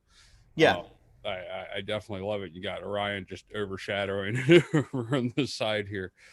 But yeah, that's pretty much, let's see, there is one other thing. Let me see if I can snap this over there, because we were just talking about this earlier. Let's see, did that go in over there? Yeah, there we go. That's my my best work at Uranus. I got 2 moons out here. I managed to see some other ones over in here at one point in time, but not the way this turned out. But because Uranus is going to be as close to us as possible here on Halloween, I know Libby would love if any astrophotographers out there would take some pictures. This was taken with the Comet Hunter at only 731 millimeters of focal length. So I see. It doesn't take a huge instrument to do it, that's for sure. But I'd like to get one of my longer focal length instruments guiding good enough to be able to give a better shot at it. Mm-hmm. But I figured I'd share that just because of. Hey, Richard, that shot. Are those moons next to the planet, or do you think those are reflections? No, those are absolutely moons. Okay. When we had it in, hold on, I'll put it back up here. Yeah. No, hold on. That's not the one I want to put up. Hold on. You can see. Let's do this one.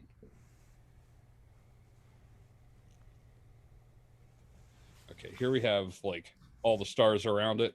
Okay. And when you zoom in, you can kind of tell that it's part Check of the that system. out. And they were both lined up exactly like that in Stellarium.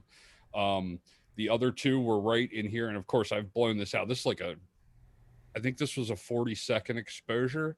Okay. And when I was trying it with the Schmidt, I was doing like 2-minute exposures to try and get it out like that. Yeah. Then that's where, again, I was just losing it due to being able to actually guide at that focal length, because I'm not even set up to do that yet. But yeah, I'm sure that there's a lot of people out there in the coming days that can probably at least get a really nice shot with 4 moons, and I'd love to see it. So post them up there. We love to see it. Wow, very cool. Stop sharing. Yeah, I think Levy likes that. So I very don't cool. really have a whole bunch else going on here. I might tease a little something later on in the show if you get a chance to come back to me. If not, all right. Oh, of course. Yeah. On with the show. We're going to go to Kelsey Poor. She's at I had mistakenly, because I remembered Nova Graphics, okay, back in the day, and made a poster, an announcement poster. It had Nova Graphics on there. Kelsey was kind enough to point it out to me that it's novaspace.com, which is very appropriate. But Kelsey, what do you have to share with us today? I know that you have this fabulous space artist here, but yes, I have Chris Wade with us tonight, and I made some notes about Chris, if I can read them for you real quick. Sure. This is introduction notes. So Chris is one of the youngest members to join the IAAA, which is the International Association of Astronomical Artists. He won a Chesley Award. And after he won a Chesley Award for his art, I convinced him to come to Space Fest 10 last year. And he ended up being one of the best sellers. Wow. So we're very excited to have him with us. He can turn anything into a spacecraft. That's what he's known for. Okay. He has an online store called Ethereal Geometry. Very And cool. he also sells with Novaspace. So I'll put a link up so you guys can see it. Beautiful. Okay. And without further ado, I present Chris Wade. Beautiful. Great. All right, Chris, you have the stage. All right. Thank you for joining us, by the way. Thanks for having me. Yeah. Okay, so where do I start? Let's see. Okay, so I've been doing art my whole life, but I didn't really have any kind of idea of what to paint until I started drawing and painting little pictures of like the images I would see with the music I would write, because I have synesthesia as well. And so I got into surrealism that way. And then after a conversation with my professor about doing things that would represent how like events in my life had affected me, I realized I had been having nonstop dreams for several years about finding abandoned rockets.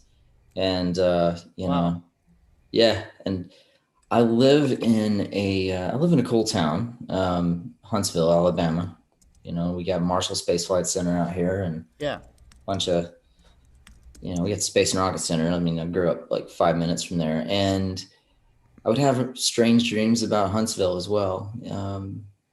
And they always felt so like strange and eerie and cool and fascinating and kind of adventurous, and like, the world felt post-apocalyptic but more alive, if that makes sense. And in these dreams, it was kind of like a realization of, it felt like finding or rediscovering parts of myself that I had forgotten, and rediscovering potential that had been long since abandoned. And so I started this series of paintings. Now, Show you a quick one. Huh? before you get too much further here, synesthesia, okay? Explain what that is, okay? Because I know the description of it, but some of our listeners may not be fully aware of what that is. Well, basically, like where you can hear sounds and you might see colors. And for me, I would see colors, I would see places, I would get a sense of a scenario, or I'd feel like, different types of weather, based on chord changes, or even just guitar tones or synth tones, or just different. Mozart had this, from what I Yeah. understand, and some other amazing musicians. And so I've never actually talked to anyone that's experienced this directly. So that's very interesting to me. Yeah, it makes life complicated. I'll bet. Music, I feel so extremely sensitive to what I listen to. It affects my mood like crazy. Yeah. But it also heavily inspires my artwork as well. Right. So you channel this for a creative Right. creatively, and wow. Okay, that's really very interesting. Yeah, and so one of the ones I did, I did this for my senior show in school. Here's a print of it. Just the Saturn 1 with the tree through it. Wow, Honestly, look at that. yeah, Saturn 1's always been my favorite rocket. They used to hang Christmas lights from it at Christmas time, and so to me, it was like this sense of, I was angry when I drew it, but at the same time, like the whole series kind of evolved into being kind of a mix between, highlighting internal, like the conditions of like who we are inside, our true nature, the internal condition of us collectively and individually, and also adding, so it ended up being kind of dark. Surrealism, I mean, tends to be dark anyway, but then I wanted to add that childlike side to it, because I, really honestly at heart, I'm like, while I feel the sense of damage from the things I'd been through, all through childhood and how it affected me as an adult. I mean, who hasn't? While I feel that, I also feel like a kid that never grew up, so I'm adding the humor and everything. But at the same time, when people see my work, not only do they feel that sense of that, serious, eerie side of it, that really appeals to a lot of sci-fi fans, honestly. Yeah. They also get the sense of that childlike excitement again, So when they look at my work, I want them to feel in touch with that childlike side of them that they kind of forgot about, in adulthood, And the dystopian stuff that you talk about, I think that a lot of times when it's artistically expressed, that there's always that kind of something's being born out of it, Yeah. And it's that starkness, that kind of monochromatic dystopian feeling or whatever, that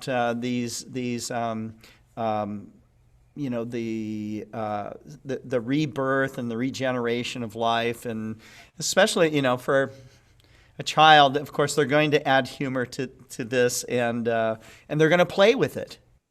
Yeah. So to have some creative control over that is really amazing, and that must be what is so intriguing about your work. Right. Yeah. I mean, I guess ever since I was a kid, a lot of the music I'd listened to was very kind of on the dark and serious side. I mean, my favorite band's always been Rush, but then the older I've gotten, the more I've gotten into music that would make me feel like I was coming alive and like I was taken to another world, And so it's that combination of where we currently are versus who we don't realize we actually are, versus where we want to go, and all the mystery and adventure that's out there. And it can be scary, but at the same time, there's just, so much potential for what we don't realize is there. And I mean, I don't know how to describe it any more than that. I know how I want people to feel, but I mean, so I take these abandoned rockets, a little more about my art, I guess. I would take these abandoned rockets, and I worked them into where I was making treehouse cities out of them, thinking back to when I passed this rocket on the state line, on the way to Tennessee. I thought, well, I've been having these dreams. What if I actually found one of these rockets? Yeah. What would I do with it? I'd have to invite all my friends. I built a treehouse out of this. And in a way, it kind of feels like exploring that inner world of memory lane that is overgrown and abandoned, and then deciding we're going to be kids about it. We're going to be kids and forget who we thought we were and just explore. And then past that, I've gotten more into space probes and UFOs, on a whimsical side of it, and then, I mean, let's see, show you two examples right quick. There's one I did with the Luna 2. I saw this one. Yeah, I saw this one online. It's called that one Lunacy, as in, kind of a play on the word lunacy. I like this one. Which I'm doing sequels to it, by the way. And I'm going to make a whole series involving the Russian space probes, just because honestly, this series got me fascinated with aerospace more than I already was. And everything the Russians make is just so aesthetically beautiful. Yeah. You ever notice that? Yeah. Almost in a dystopian, dreamy kind of way. Right. And then here's one that I call the Fungal Book, with this UFO stuck in a mushroom patch. Beautiful. Yeah. Real quick before I forget to show you. I also do more surreal ethereal type stuff as well. DNA. Yeah. And then that got used for the Tennessee Valley Interstellar Workshop, and bought by one of the astrophysicists. That's a lot of S syllables in that word. Yes. But this guy named John Rather, astrophysicist up in Tennessee. And, but, I'm just continuing to explore these ideas. And then, during the shutdown, I ended up doing what I said I'd never do, which was painting pet portraits. Except these pet portraits, they are seriously goofy. Oh, yeah. And there's a couple more Kelsey wants me to show you. But oh, yeah. Okay. I call that the final judgment.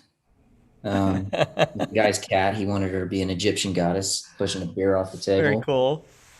2 cats in a spaceship hangar. I like that one. I think Libby would love this one. Yeah. Yeah, I just make them as goofy as I possibly can. And, yeah, it's fun.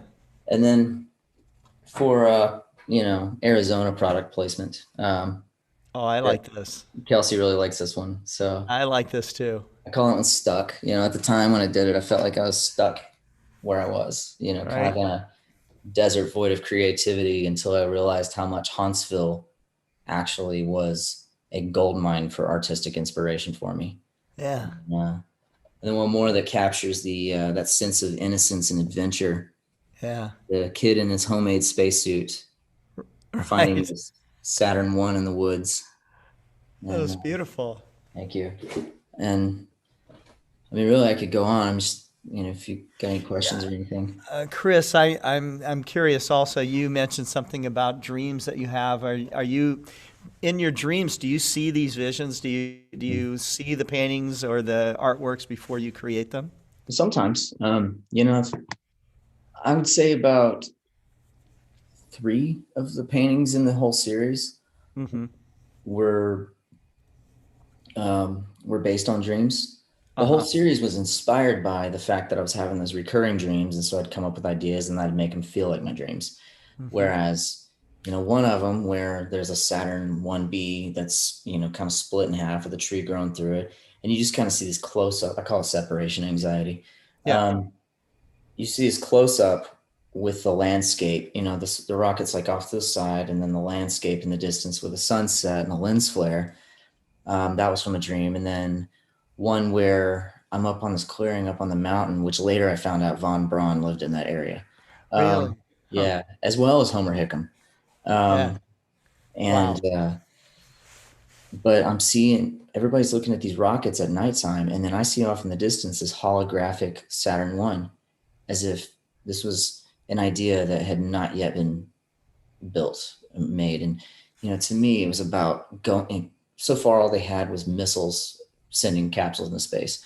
And so to me, what that dream meant, it was, it's like this feeling of God taking me from a place of living in response to fear to living in response to, that dream within me, who I really am, And, so it was one of those dreams that left me waking up feeling excited, inspired, almost feeling like I just got back from another world, like I got a glimpse into somewhere else, And so I really want my art and my music to feel like glimpses into other worlds, almost like when I look at them, I'm taken there for a minute, Yeah. And that is really, really interesting. It really is. Thanks. Sometimes I tell people, because we have our appliances now flying in interstellar space. We have Voyager 1 and Voyager 2. They're already out of the solar system. Yeah. We have 20 some odd spacecraft wandering around our solar system. We have people living in space 24/7. We are a spacefaring species now. And I'm curious if you kind of see humanity as kind of already crossed over that way. I mean, our sphere of influence is now our solar system. It's not just Earth anymore. We often just concentrate on Earth and the or trying to save the Earth or whatever, but we have been very busy exploring our solar system, and it started, a few decades ago, and I'm curious how you see yourself in all of this. You're kind of channeling some of the vision of this and the feelings of this creatively in your paintings, and maybe in your music. I haven't heard your music, but when I first saw your paintings, I was really struck by them, and so I'm pretty curious as to how you see yourself in this and all of this. Well, while we try so hard and put so many trillions and trillions and dollars of into just getting things into space and getting humans into space, I think we overlook a huge key component, and the key component has to do with realizing that as humanity and as individuals, we are capable of infinitely so much more than we believe. And once we start to realize who we are as people and start to forget about, the things that distract us, elections, all the things that divide us, when we start to forget about those things and start focusing on who we really are and start to realize the potential we have,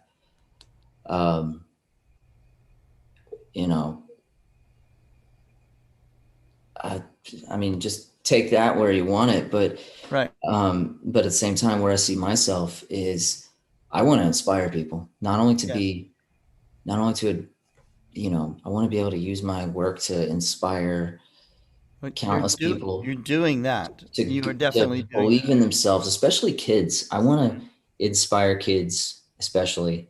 Mm-hmm. I want to inspire adults to be kids again, and I want to inspire kids to know who they truly are and what they're worth. Yeah. And I'd love for my stuff to inspire people to look beyond where they're at, and at the same time, like, I want to know that I'm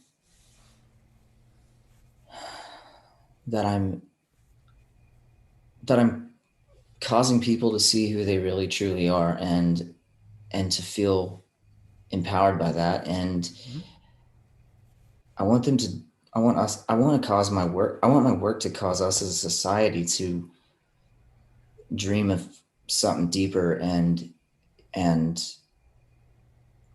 it's hard to describe. Yeah, I understand. But, I want to cause us to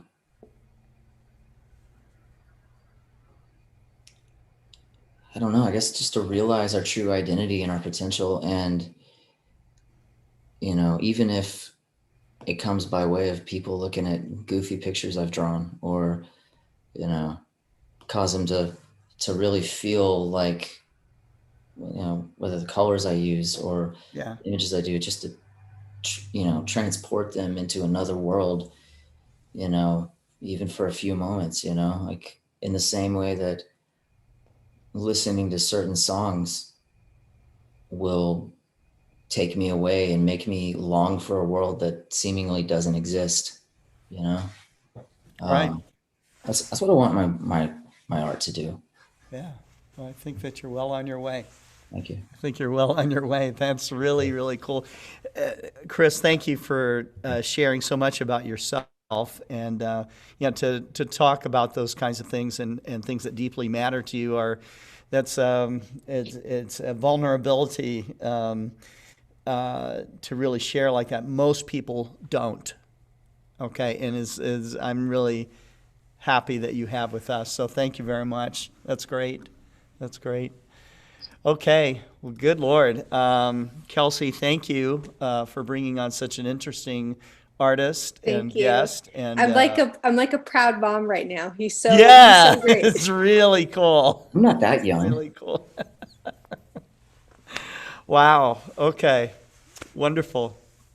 Okay. So I don't. I think I need to let that soak in for a little bit. And it will for a while. Thank you very much, Chris. I'm going to be looking at your work more, and I hope in the future you can come back on and show more of about what you're doing. Yeah, that'd be Really awesome. cool. Yeah, thank you, I Chris. tell people to find me on Instagram at Ethereal Geometry. Is that okay? Yeah, absolutely. Hey guys, find me on Instagram at Ethereal Geometry. Ethereal Geometry. Okay. All right. Very cool. Thank you. Thanks so much. Thanks, Kelsey. Great meeting Looking you. forward to this again. Okay, so we have Gary Palmer. I'll ask him to unmute and to reveal himself. He's over in the UK. I know it's late over there. And then after Gary, we're going to go to Rodrigo down in Chile. But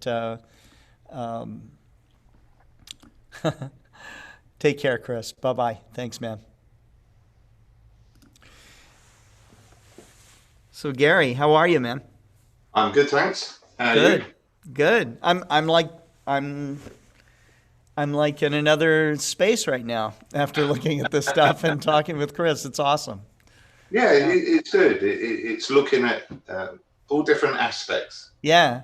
Everybody has a different vision of Yes. what they're doing. Yes. Yeah, a different. Really, really interesting. Very interesting. You know, Very different cool. areas. And again, you know, these sort of shows are bringing that out. Yeah. This is the key thing. You know, probably most of us on here wouldn't come across it. You know what I mean? So, and lots of other topics that we've Right. touched on over the course of the That's right. the star parties. So yeah. Eventually, I'll dig out of each one of you what's in your heart and in your mind about all this, because we are, you know, I think about us, you know, flying on this little blue planet so fast through space. And, you know, I always tell people when it's late enough, you know, and they stop with their pretenses and they start to ask me, they want to ask me, you know, the questions that are really important to them, you know, when they look up at the Milky Way and they see the stars and they're out there. I call it being star drunk, okay? But at that point, they'll ask me, the hint that I'll get is that they'll say, Scott, can I ask you a stupid question? And I know that the real question is coming, okay? Yeah. The real question that they want to know, you know? A lot, it may be, do you think something else is out there? Do you think, you know, the big questions in their mind that they don't quite know how to ask yet, you know? But once they do, this is an important tipping point, you know? I think any of us in this do get asked that a lot. And that's probably a way of people who've got an interest broaching the subject with you. Yeah. You know, they're not sure whether you're approachable or, you know, as that you're going to judge them somehow. Yeah, that's it. Right? And I think that's a real easy question for somebody to ask. You know, do you think there's life out there? And even some of the you know, the wise lads, yeah, they've got a little bit of interest there, or they've got questions there, but that'd be the first thing they're asked, you know. So what life do you reckon's out there, or do you think something lives out there? You know, and that'd be their introduction. And generally, after you're talking for 5 minutes, they've actually got quite a hidden interest there. It's just they never voice it. And that's really the sort of key to it. But, you know, everybody has their different thing. I think astrophotographers are always trying to improve on themselves. Yeah. And there's a couple of different, you know, sides to that. Probably mine is to get as close as possible to an object. Yeah. That's always my key thing. And that goes back to quite a few years ago with people saying, no, you can't do that. You know, and as soon as that word you can't, or those words you can't do come in, that's got me hooked then, because I'm after the answer to do that. And that's where the solar came from, really. It was just people being negative with it and looking inside the box all the time and not willing to step outside that box and go, well, maybe if you did this, or maybe if you looked at it. It was always a negative. Yes. And that's what gets you hooked then. Yeah. And then you sort of transfer things. So things from deep sky that I was doing then, I was using to get closer to the sun. knowledge on that. And now I use that knowledge from getting close to the sun on other objects in deep sky, because they're becoming very, very similar with the cameras that we're using now and the equipment. So, you know, you can use your standard deep sky telescope, your standard refractor with a cork now, and you're into solar, you're using more or less the same cameras. Yeah, so the equipment's tying up quite a bit in the way that we do it. But I do think there's still a lot of negativity in some of this. And that's the key thing. It's to break away from that. And I think my biggest piece of advice to somebody is to say, if you think that you've got an idea and you can do it, go ahead and try it. Yeah. You know, that really is. In this way, I mean, you're also very creative in how you approach some of these problems, and in trying to get close and intimate with what you're imaging, you know, and I think this intimacy is something that all astrophotographers and all astronomers seek. You know, that for me, it was visually seeing as far away as I possibly could. So I wanted to look to the largest telescopes I possibly could get access to. You know, and I'm blessed to be able to look all the way up to the 200-inch Palomar telescope. You know, to see through that instrument and see as far away as I possibly could look. You know, and it's just I wish there was a way to do it further. And really now I'm realizing that the way to move this needle further is with astrophotography, you know. It's a funny thing, because you can look at something, and I think it is that same thing whether you're visual or whether you're an astrophotographer. You get an object come up, might be a supernova or something, and you image that. And, or, you know, before or after, you'll be looking up the details on, you know, the galaxy that it's in and you know, so on, or the area of sky. And it sort of dawns on you then, you know, that it's 200 million light years away, that you're imaging this supernova, and, you know, the time frames that are involved with that. And that, I think that's always the problem when new people come in. They think that the understanding the figures is everything, and it's not. You know, you don't have to understand the figures about this. They just get you thinking. That's all they do. They just get you thinking. You know, you're looking at an object and you think it's taken that amount of time for the light to get here. Yeah. You know, when we're converting into astronomical units and all of the other measurements and things, really as an amateur, yes, they are there, but they're not something that you have to be bowled over with. It's the enjoyment of actually seeing the object or capturing the object. That's right. And I think that's the big thing, is keeping it simple. You know, simple is getting the enjoyment from it. And that's really what it's all about. And it's always good fun. You know, catching those elusive things. It's the joy of doing this, right? Even if it's a meteor shower, it doesn't matter. It's just the chase, the capture, whether that's visual or whether that's in a photograph, it's the same thing. It's the actual capture of the object to the eye, in whichever way. Right. Great. So what is happening tonight in your part of the world? It's cloudy. Well, it has been clear. I have got some Mars and some Moon, which I'm just working on. I'm just running a process through on it. So in a little while, I was going to just run through some processing on it.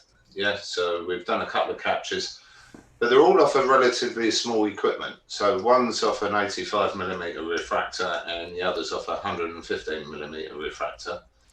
And I can promise that the sky is really, really bad here today. So we still actually got some quite good results out of it. And that's really the point that I'm sort of coming across with, is it might look bad out there, but you can still get something. Yeah, that's right. You can still get something. Yeah, and a lot of guys would not do anything with some clouds like that, right? Yeah, that's it. You know, I know that. I've traveled around a lot, and I have a lot of people say to me, "Oh, We only go out when it's blue, or we only go Right. out, when it's really, really clear. And or I'm not going to image that because I've only got an 85mm telescope or an 80mm telescope. It's possible to get stuff. Yes, it's not going to be an award-winning picture, but it's still something, and it's still, an enjoyment out of it. It's that chase again, using a different piece of equipment. So today's conditions, if we put out an SET or an RC or something like that, Yeah. we wouldn't be getting anything. You're going to chuck the data straight away. And I keep saying this, that when the conditions are poor, a smaller aperture will cut straight through those poor conditions. And that's really what we're after. So if I just share a screen over, one that I'm working on, hopefully you can see that at the moment. Oh yeah, very nice. So I'm just going to come into the other software. Now I've already stacked this anyway, because this will take a long time. There was 44,000 frames on this. And if I run the video through, you can see how bad it was. Oh wow, look at that. So most people would just give up and say, no, you're not going to get anything. Yeah, I can't get anything out of this. Yeah, it's bouncing around too much. So anyway, it's been stacked. It's been run into Registacks. Okay. Yeah, so that's the later one that I stacked just to recheck it. So what we're just going to do is there's a little bit of wavelets in there. Yeah, a little bit too much. Oh wow, look at that. Yeah, and then we'll play around. I have played around a little bit earlier. That's what I was doing. That's why I wasn't on. So if we go into the folder where they're saved, which is that one, we're ending up with that coming out of it. Okay. And we can still do more to that. That's the key issue with this. So bringing it into PixInsight, we can balance the colors up. So we can just split this off as an RGB image. And there we go. You'll see the differences between the channels, the brightness. So what we want to do is try and even them out a little bit. So using linear fit, we can go in there. Yeah, select the red channel because that's the best quality one if you're looking at the contrast and everything else. And then apply that to the blue and the green. And then we just recombine them. So we just bring them back together.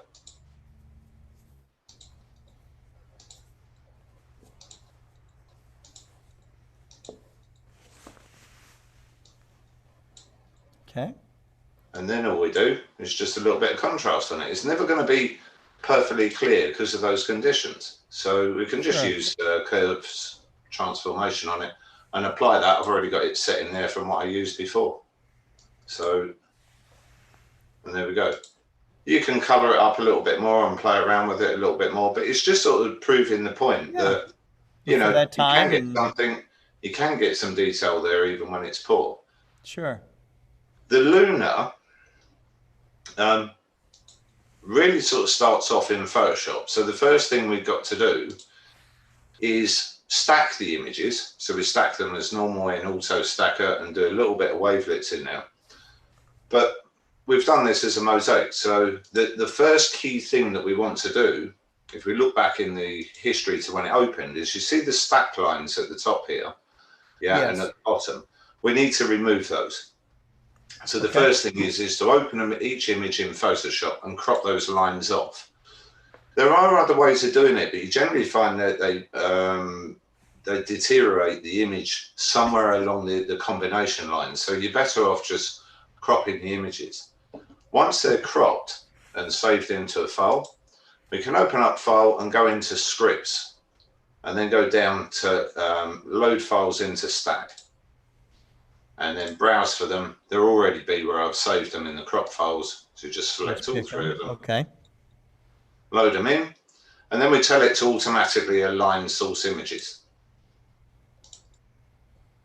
Great. Give it a couple of seconds and away it'll go. Okay, so there's our moon image all put together. Yeah. Now there are separate images at the moment. We can see this in the layers here. So what we're going to do is select all the layers, and then we're going to tell it to, under edit, we're going to come down and tell it to auto blend the layers. Now what's good in the new Photoshop is if you do seamless tones and colors and content aware, any areas where you've had to move the telescope and you've got the black here, yeah, this was always really, really hard to patch in the black. You could use paint bucket and all sorts of things. sure.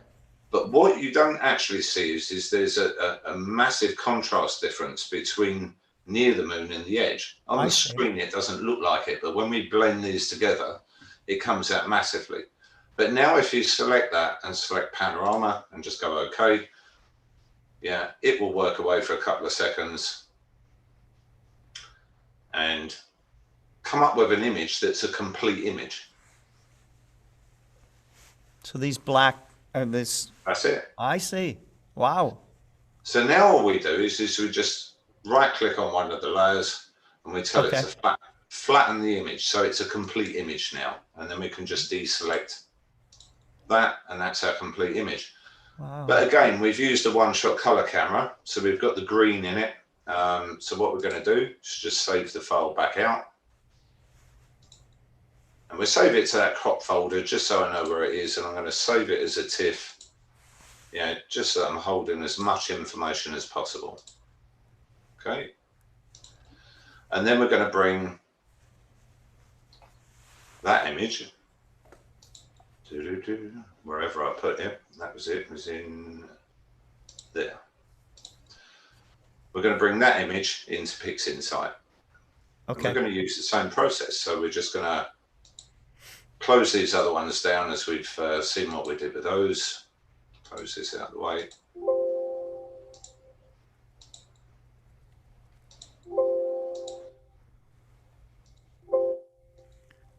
And lots of people like to see the different colors, the blues and the sort of iron colors, the coppery colors in these. So what we're going to do here, same again, split these into the 3 channels, and you can see straight away how dark the blue is. Yeah, so we want to get these back together. Yeah, all the same sort of values. Again, select the green channel this time, and that's because our original image here has got the highest value in green. Yeah, so we're going to get the red and the blue to balance back up to the green, and that's caused by the color camera having 2 green pixels for every red and blue.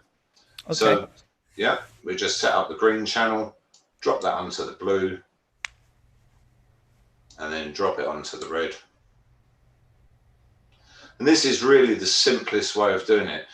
But you can do this in Photoshop, but what you'll find is that you'll get a mismatch on the colors as you bring the saturation up.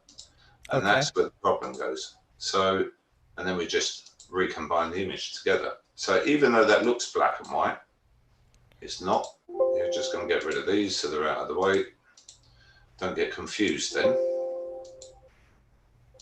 Just going to open the image up a little bit, make it a bit larger. And then what we're going to do is go into curves transformation again. There we go. Going to reset the curves. Click on the image so the outline's blue, and then we're going to stick up the live preview box. Reset everything. And now we're going to turn it to saturation, the end box on the right. All the lines around the outside will go purple. We're just gradually going to introduce some color to the image. First pass on this will be quite harsh, just to bring the color back in. And the second one, you can be a little bit more sensible. So just reset it and then just bring it into a level that looks nice. Right.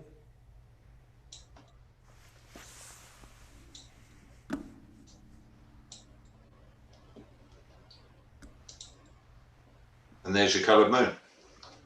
You can play around with your brightness. Same again, you could do a little bit here. You could just brighten it up a fraction and just put the live preview back on. So you can make it a bit lighter and darken the background around, play around to your heart's content. But that's how you would do a mosaic, and that was done earlier this evening. Yeah, beautiful. There you go. Gary, thank you. No problem. You know, to watch you do image processing is just, you just flow through it so nicely. And every time I watch you, I learn more. I really do. So that moon image was taken on an 85mm telescope. So you're in fairly close in the poor conditions, you know, so it's making the most of it. It's trying to get in a little bit closer. And by doing the mosaic, you'll be able to get a little bit more detail in there. And that means you can crop in a bit closer. Yeah, fantastic. That's great. That's great. Well, we have Rodrigo Zeleda with us. Rodrigo is in La Serena, Chile. He is the owner of North Optics. He's a great astrophotographer as well, and he does these wonderful images of the Southern Hemisphere treasures. He was on our show very recently, I think today, actually, talking about the Tarantula Nebula. And Rodrigo, I'm going to give you the stage. Hi, Scott. Hi. Hello. Hello. Well, tonight is cloudy in La Serena, but I prepared my equipment for astrophotography. Okay. Okay, but 2 nights ago, I take picture for the Tarantula Nebula in the small globe Magellanic is a galaxy satellite. Satellite galaxy? The Milky Way. And this is a great nebula, is an amazing nebula in another galaxy. And I share with you my screen. Okay. I shared two pictures. Okay.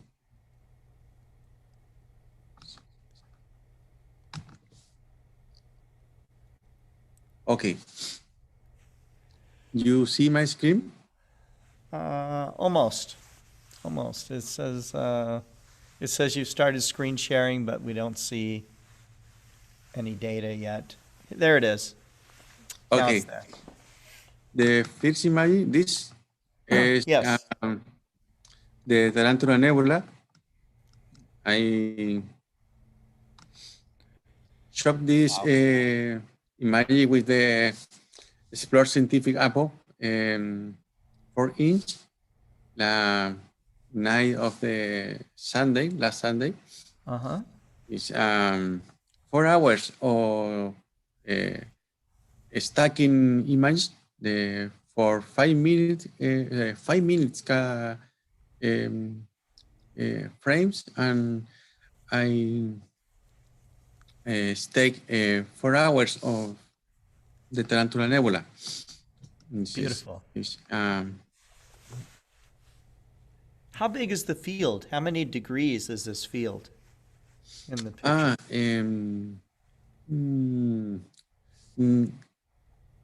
I don't know now this the field, but it's the camera sensor is QHA294. It's a large sensor like APCS DSLR, more little. This is the complete photogram for the Tarantula Nebula. This is the principal sector of the nebula, and this is another sector of the another nebula in the galaxy. The Tarantula Nebula is a nebula more big. Look for the Earth is more big than the other nebula. Right. this another picture.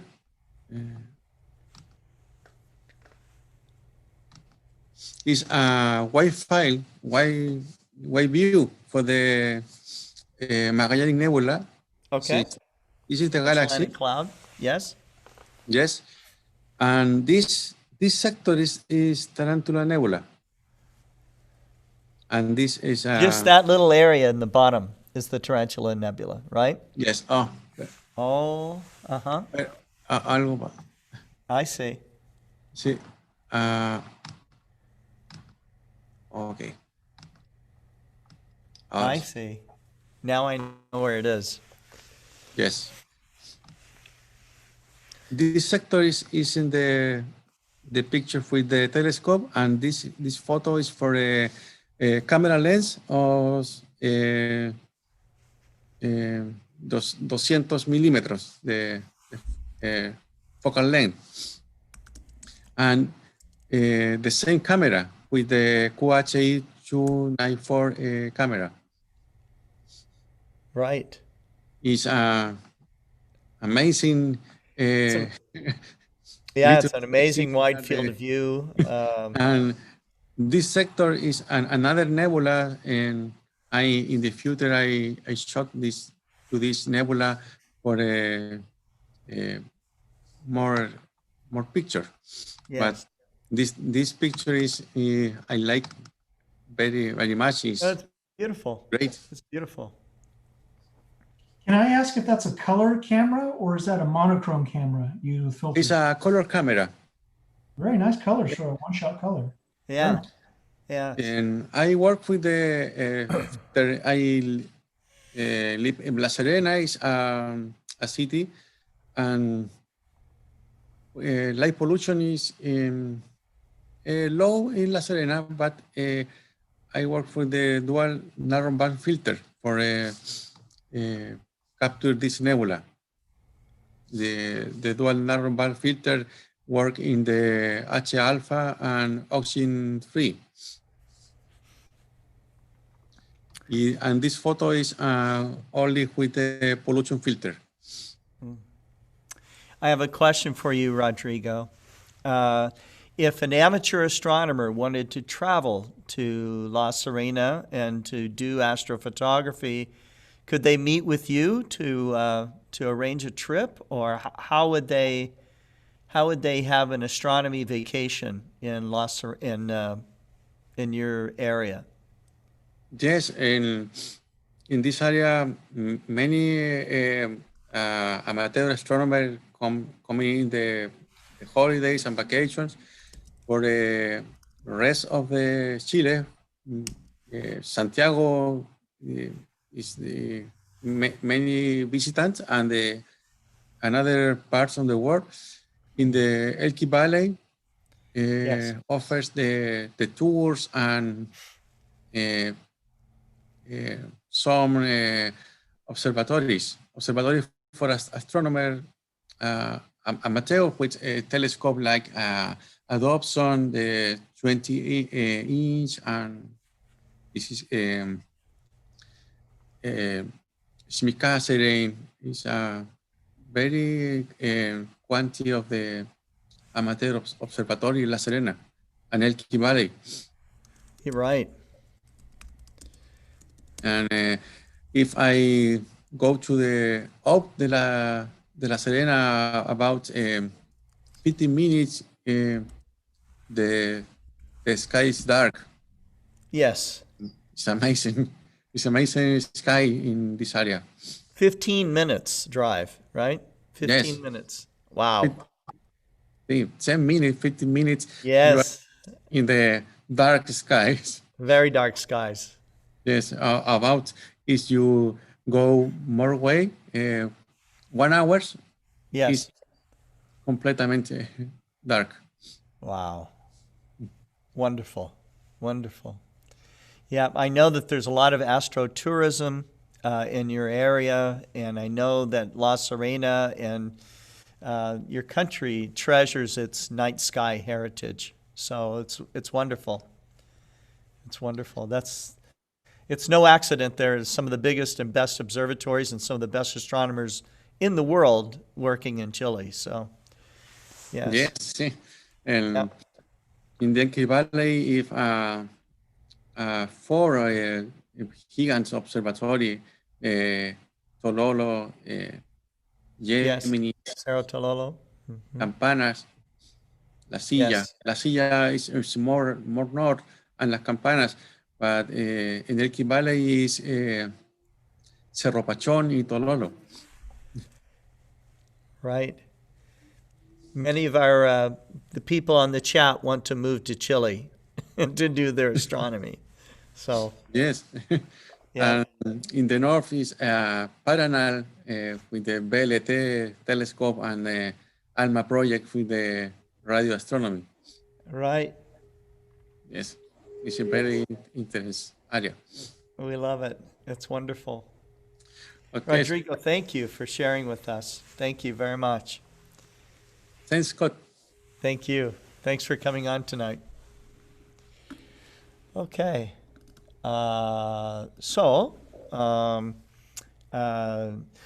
Dave, what have you got to show us over there in Temecula? Well, let me share out my desktop and let's see, where is the screen share button? There it is. Let me share. Okay, what we have here is a picture of a failure. I pulled the guide camera out of my imaging rig and put it on my 8-inch SET, and I was trying to capture some planetary images. I've never done planetary. And I keep getting this disconnected error message. I'm using ASI cap, and for a long time I couldn't even connect to the camera. And then it started to connect, and then it just started getting all kinds of weird error messages. Behind the image behind there, I started to look at the moon, just focus and get some gain settings and stuff. And I'm using TeamViewer. I have another laptop outside. So unfortunately, I don't have anything live to show. I can share some images that I've taken over the past couple of months. Yeah. This one's the Elephant Trunk Nebula, the Witch's Broom. Yes, very good. And M33, the Triangulum Nebula. Beautiful, beautiful. All shot from your backyard, correct? All shot from my backyard. Yeah. Dave Ing's backyard is very, very light polluted, and so he does a remarkable job. I mean, you look at that M33 shot right there, and you know, it would seem impossible that you would get that kind of an image from your backyard. Yeah, Temecula in general is not. How do you go about it? But I have a street light that I'm shooting over, and that actually makes it worse. Right. Yeah. So I think I might kind of maybe forego planetary for now and stick with the objects. I seem to have better luck with that. Planetary is difficult. It really is, because it takes a lot of patience, maybe thousands of images to start to get the sequence of, you know, capturing those planets with the sharpest focus and the best seeing, you know. And so it's, and then the processing, as you've already seen with wavelet processing and all the rest of it, Yep. There's lots of advanced things that you can do, but what is always stunning to me is what, you know, images I saw 5 years or 10 years ago, and to see the astrophotographers continue to pull out more details and more data, you know, both in deep sky and in planets. So it never seems to stop. It's fantastic what amateur astronomers do, you know, from their backyards, you know, with amateur level processing programs, which are actually really, truly professional level processing programs. I'm pretty happy with the images I've been getting lately. And I think, you know, compared to my first few images, I think I'm getting a little bit better. I do They're stunning. Plan to meet with Gary pretty soon and hopefully get some more a little bit of insight into, well, that's a pun, into Pix Insight. Right. And maybe even get better at this. So unfortunately, that's all I have to share tonight. And it's good though. Maybe during the next week or so, I'll go set up my other imaging rig and see if I can do some deep sky. Okay. Okay. Wonderful. Thanks for sharing with us. Very good. Okay. All right. So I think we've talked to everyone so far. Maybe we could, maybe if Mike's still there, although he may be getting a snack I think or he's something. setting up his scope. Is he? He's going to broadcast something. Okay. Yeah, we've talked to everybody but you, Pramvera. I know that you came just to kind of hang out, but Yeah, and you've been really busy with your classes and all of the rest of that. What is it that has been happening in astronomy for you in your life? Well, I am dealing now also with astronomy all the time because, finally I got a degree that I have to have it part of my life, which is what I wanted. So I Yes. had like my midterms and all of that. So it was quite a busy week. But, now I'm finished with that part. So I decided to just come and hang out with you guys. It's awesome to hear from all of the different talented people here and whatever they share. So I don't have anything to share. I will just leave whoever wants to go ahead. Well, It's just all nice. your friends are here, so all of your friends, so that's good. This That's is a good. great show. Yeah. And Deepti, what is going on in your astronomy club these days? This day we have festival in Nepal, so no program. Everyone is busy now, and this high school ending of high school level, the board exam is going to be conducted, so everyone is Okay. busy for their preparation. I see. Okay. And Mike, should we? Are you? Did you want to show something now, or do you want us to take a 10-minute break, or? Well, if you have time, I mean, I can walk you guys through what I'm doing right now, so you Let's guys do can it. see this process. Let's do it. Okay.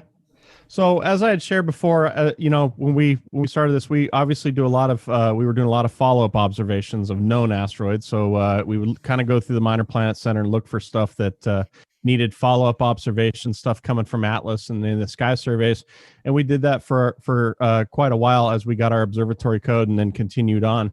Okay. But about 5 months ago, we were approached by a gentleman named Leonardo Amaral, who's out of Brazil, who just happened to see one of our social media channels and started talking to me about, and he does work with Sonair, which is another big sky survey down in Brazil. And he started talking to me about, hunting asteroids. What do you do? And he was started showing me the stuff that he's doing. So he's been utilizing this software called SkySift. SkySift was developed by a gentleman named Paulo Halversum out of Brazil. Just a guy that's been doing basically the field of asteroids for 25 years. Just unbelievable in this field and extremely well known. And he basically wrote this software called SkySift. And what it does is it primarily you feed it images, and it goes through and starts to look for asteroids. So what we started to do was we got into this whole, let's start doing sky surveys right out of our backyard. Let's start searching for new known NEOs. Let's start doing this. So I started working with Paulo. He would remote into our computer and started installing this software, this custom software that took a long time to install and get going, because we would put it in, then we'd run tests on our equipment. It's all kind of configured for our observatory. This software is very much the same class that all the big sky surveys are using. Atlas, Catalina, any of these guys. This is the same kind of thing that they're doing. Their algorithms may be a little bit different, but basically we're doing the same thing that they are. We're one of very few people around the planet that are utilizing this. Sonair out of Brazil, who does a lot of great work, Jocks and those guys out there, they use the exact same setup, same software that we're using here tonight. So, but I'll show you guys, basically everything's fully automated. I don't do anything. So I will. I'm going to kind of walk you through here, so you guys can see. And you can see we have a Rasa 14 as our telescope in our backyard observatory. That's what you see above my head there. So essentially, what happens is every day about 4 o'clock, my system will automatically do the configuration for the night search, and it'll do stuff in opposition over the Milky Way, stuff in low elongation. Anywhere you see these white boxes that are in here is where it's going to be looking for that night. And then it'll just calculate basically where the moon is and those kind of things. You see this gray dot with the orange circle. You can see this right here. Let me scoot that over. That's the moon. Okay. So obviously that circle will get brighter as the moon gets brighter. It's pretty bright out there now. Yeah. So we will, try to search somewhat close to it if we can. And it is a challenge for us because we are sitting in between. We're in Southern California. We're 35 miles. We're in Dave's neck of the woods. We're 35 miles north of Los Angeles. Okay. I'm sitting in between Atlas, Catalina, Pan-STARRS, 3 of the biggest sky surveys on the planet. How do I compete? So, so we're definitely have some areas in play that we're searching and we're doing some things in there to try to compete, to try to find known objects. So, but basically the system will go out there and go, okay, here's where we're going to search tonight. And it'll create these maps and all that gets pre-programmed. So then what I will do is I will go out and I will essentially, I'll fire up the telescope. I'll load the script into ACP, which is this automated observatory control. Sure. And it'll run that script that you saw based on those fields that were found. And what it's going to do is it's going to take field images. So it's going to take a 30-second exposure. We're running 30 seconds basically is what we're doing with the Rasa. So we do a 30-second exposure of a field. It'll go to another field, image, another field. It'll come back to that same field again. Okay. It'll image again, and then it'll come back again. And what it does is it needs 3 of the same field. It'll stack them up.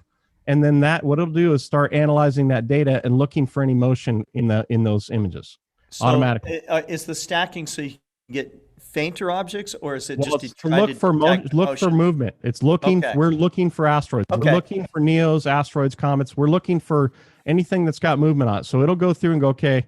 What it'll do is plate solve the image. Right. And it'll stack them up and it'll start analyzing the data. Now, every day my system goes out to the Minor Planet Center automatically, pulls in the database for the day. Okay. And it'll automatically pull in any kind of ephemeris that's been updated on anything. And so what it'll also do is through this, because we're looking through a vast amount of sky. Sometimes we get in areas where we know there's a lot of known asteroids, right? You could be doing a mosaic of an area and there's a lot of asteroids. Well, the system will automatically, if it captures it, it's going to say, oh, okay, here's this asteroid based on its motion, its position angle. Oh, it's this known asteroid. Okay, here's the information on it. It'll catalog that, and then at the end of the night, I will basically have those observations of those known asteroids. I can send all that data to the Minor Planet Center automatically with one click of the button. Wow. We're talking like hundreds and hundreds. The other night we did 560 known asteroids, and it did all the observational data on it. So it took observations of each 3 positions of each 3 fields. And it looks at that, goes, okay, here's the information. I send that to the Minor Planet Center. So we're assisting with all that data. We're sending that to help out with the orbits of these to calculate this stuff. The other day, you guys are crushing it. You're just like an asteroid laboratory. That's just exactly. So here's the other night. That's awesome. All the other night. This is all the known asteroids. We delivered all the data of their orbits the other night that we captured. This is over 600 objects. Yeah. In one night that we captured right here. Wow. And this list keeps going and going and going. So through that, we're capturing known stuff, but we are looking for unknown objects. Okay. Sure. So what happens is I just sit back, and as the image comes in, let me go to here. So these are the live images coming in right now from the Rasa itself. It's shooting. We're kind of shooting the Milky Way. The other thing that we can do with SkySift is what it'll do is stack the images, and then it'll actually in really high star fields. Like a lot of times, 10 years ago, the Sky Surveys had a real hard time looking through this Milky Way because it's a huge amount of star field. It's really hard to track asteroids, right? So this software, what it'll do is do image subtraction. So it'll stack them up, the stars they don't have any movement on them. It'll subtract those out of the image. It will not subtract anything that has motion. So now we can find and try to track asteroids within the Milky Way or within any heavy star field regions. Sure. It allows us to do that. So you see an image came in, it automatically calibrates it. I have the flat field, the black, the dark subtraction, the bias frames are already put in there. As soon as the field comes in, it automatically calibrates it. And then you can see over here this black script box that's running right here.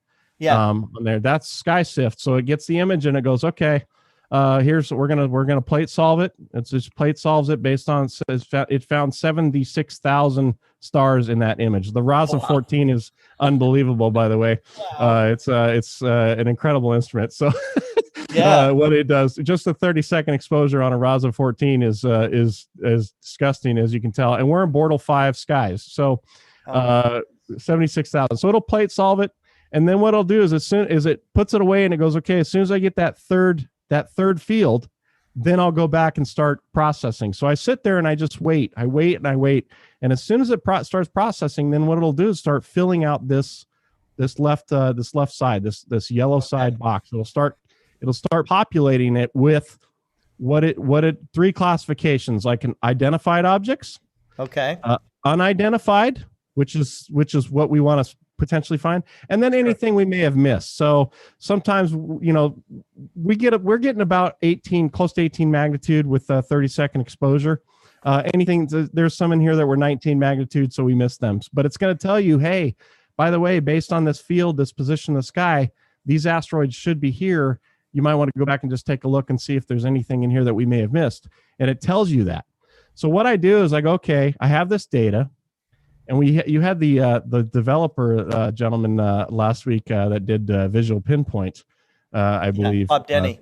Denny. So it's utilizing Visual Pinpoint in the background, and it's also, we're obviously using ACP as our observatory control. So so I'll look at the data that we just collected here just a second ago, but just want to show you guys. Here's a few asteroids that we found last night. Just throughout. If I blink these through. And I kind of hover over, you can see there's an asteroid right there in the image. So are these discoveries? These are just already known objects, basically. But again, I'm taking measurements on them. Even though they're known, I'm still going to take measurements on them, and I'm still going to submit that data. Okay. Sure. Minor Planet Center wants you to submit everything that's in your field of view. So, we have gobs of data coming out of our search every night. So here's another one that we saw, and you can blink. Some of them are pretty bright, some of them are pretty dim, just based on their position. So what I'll do is I'll look at this and I'll say, okay, this is we have three unidentified. So let me load those in there real quick, and I'm going to go to tonight's search 28. We're under the opposition here, unidentified, and we just and all you do is as you go through, you just start blinking through the images. Right. We're just blinking through. You're just blinking to look is all you're doing. And I can invert the image color-wise and look. You see that there's crosshairs on there, if you can see that. Hopefully you can. Yeah. And the crosshairs are telling you what it might think is a potential object.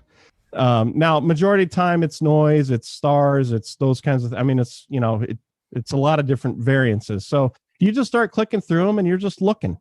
You're just looking. That's all you're doing. You're looking. Now, sometimes you might get an object. So you still need, although you've got candidates here, right? Yes. You still need some human eyes to actually. You need human eyes to take a look. Okay. So you just click through them and you're looking and you're just trying to see. Now here's an image that was subtracted. It has kind of a bright star in it. But you can see you see how there's like a gray glob around this star? Yeah. So this is a really bright star. So what it's trying to do is subtract those images out of there. Now here's what's really cool. This is what makes SkySift really awesome. Say it's like, well, I'm not sure what that is. Is there some stars in there? What am I looking at right here? Well, Wonderful Paulo has put in Aladdin Light. You go to the field we're looking at, and we can look at the DSS star field or star map and the Gaia catalog and take a direct look at exactly what we're seeing right here. and zoom in and take a look. The red circles are our 3 positions where it thinks that are, but we can look in there and we can pull up any information on these stars that are around, their magnitudes, their positions, anything around them.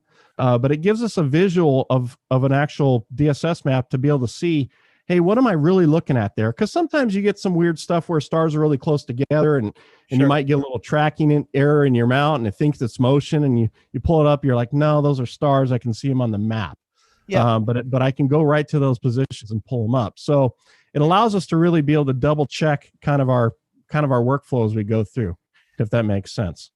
So we just basically blink through these, and then you just essentially are waiting. We just keep, we blink through them and we just wait for the data to come in. Now we do have an identified object in here. It says identified. Okay. It says it's Doranina. By the way, there's nothing more fun than capturing like hundreds of asteroids and then pulling up this data and looking at all the names. There's so many Russian names that are so difficult to pronounce because there's been a lot that have been discovered in Russian, right? So, but you start looking at the names and it's like, wow, it's there's asteroid handle. There's it's like it's unbelievable the amount of names that are just all these random names, as you know. I have a question. You started this program when? We really started this only 2 weeks ago officially. Now we started installing this about 2 months ago. Okay. Now we had Scott, we had wildfires, we had all kinds of crazy stuff here in Southern California. So we had to shut down. There was a point we couldn't do anything for weeks, so we got behind.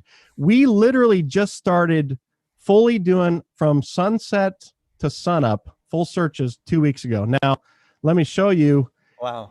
By the way, at the end of every night, how many discoveries do you have in 2 weeks? We haven't discovered anything new, but we have thousands of asteroids that we have taken observational data on and sent to the Minor Planet Center. Okay. Now, the other thing that we do, there's a couple other things here. We also do transient searches. So what the system will do is it'll take a catalog of, so you have your three fields, right? So it'll take one field, the catalog, and it'll store that image. Now, I come back to this place later time, say it's a year from now, 6 months from now, next week, tomorrow. As soon as I come back, it's going to pull that library image and it's going to go, oh, here's that same spot. Let me pull the library image. It's going to stack it. It's going to look for supernova. It's going to look for variable stars. Oh, wow. Okay. And as we build our catalog, we are literally doing transient searches at the same time we're doing asteroid searches. The other night, I ran for 4 hours because it got cloudy. It was right when we got a little weather this last week, and I ran for 4 hours, and it was an area I'd been in before. I captured 40 known variable stars. Wow. In 4 hours time in my catalog. 40. So we have an excessive amount of data coming out of our backyard observatory. But let me just look at this. I just want to show you this. I'm going to just pull this over here real quick so you can see. I want to look at this identified object here just so maybe we can see it. And it catalogs everything. So we just go to our ID section here and we hit open, and we're just going to hit go and take a look. And there's the asteroid right there. You can just see it. Oh, wow. Sure. Right there. So it just captured that. It gives its name, its information. It's a main belter coming in. Position angle 87 degrees, but we can look at every one of these and zoom in on them and take a look and see them. That's our 3 images that we're blinking through. So, but there it is. So, but what's nice about that, like I said, is that catalogs that. I don't do anything.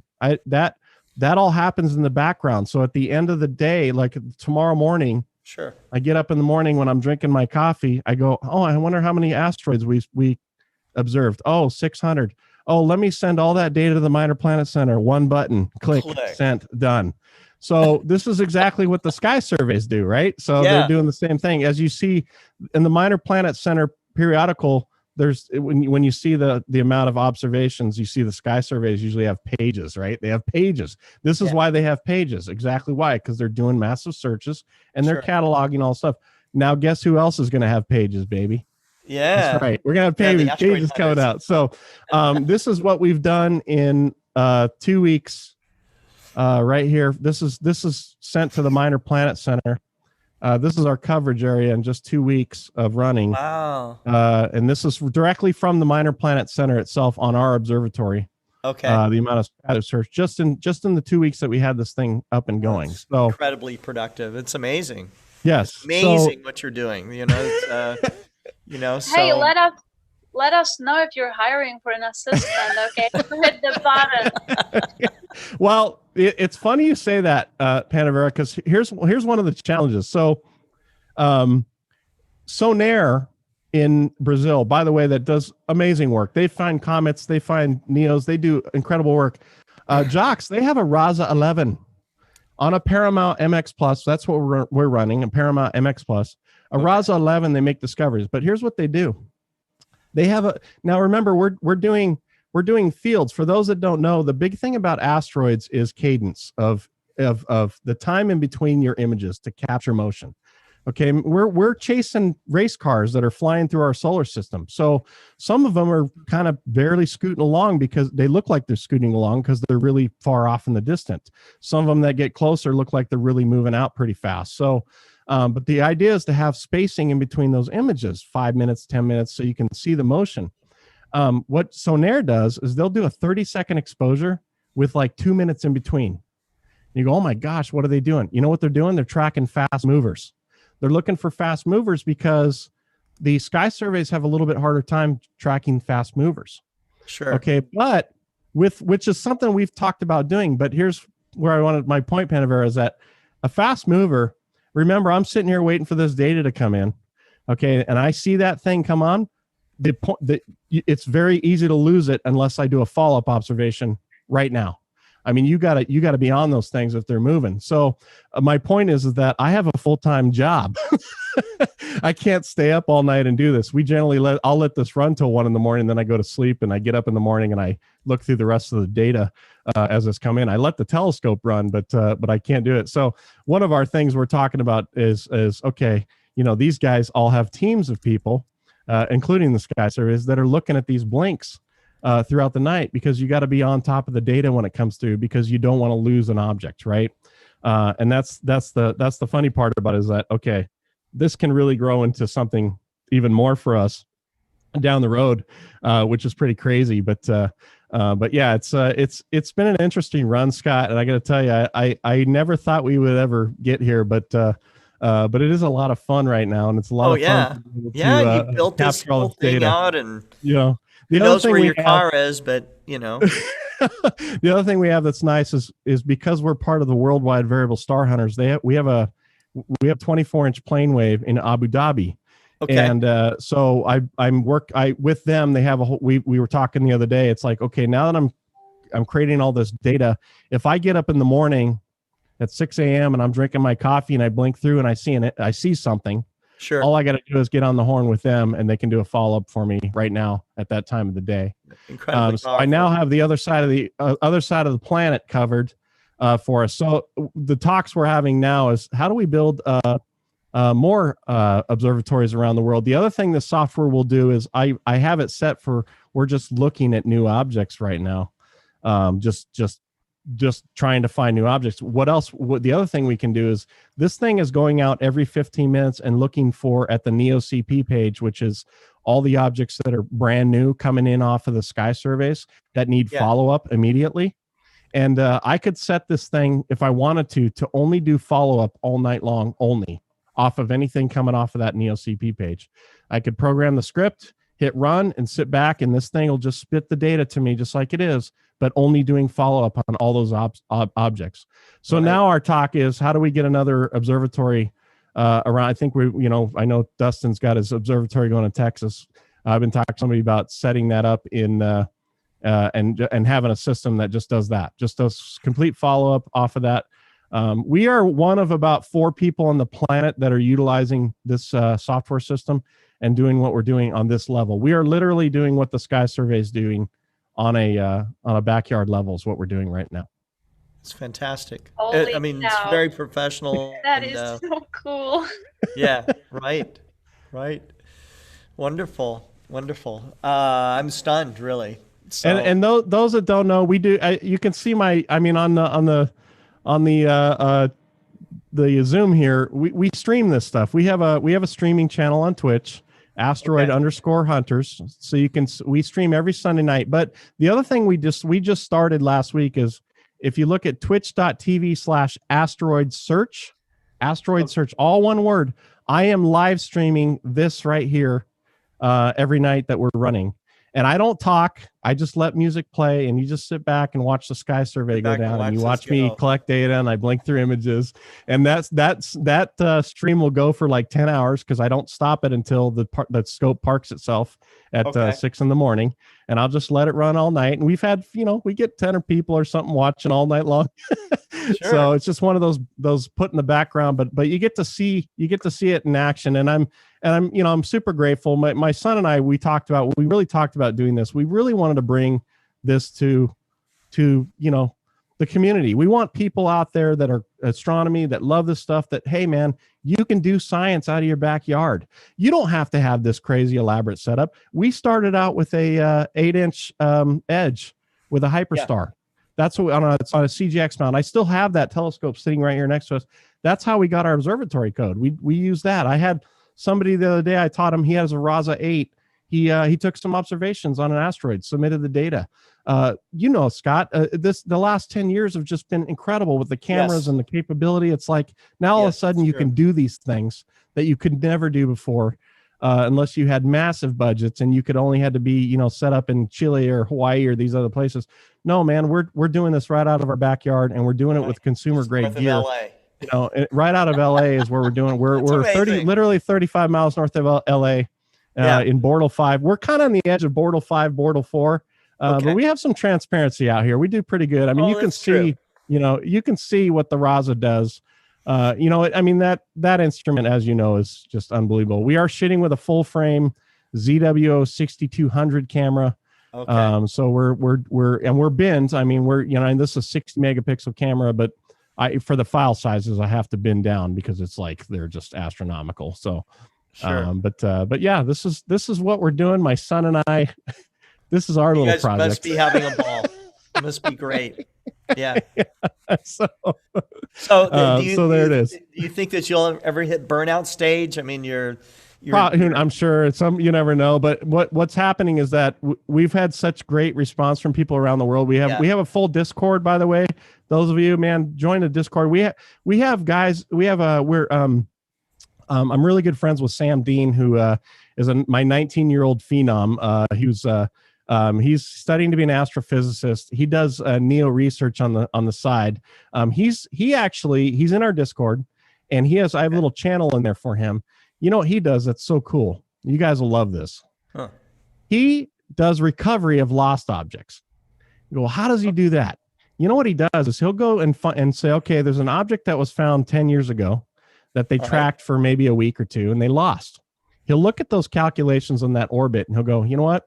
I think it's going to be over here. He'll predict.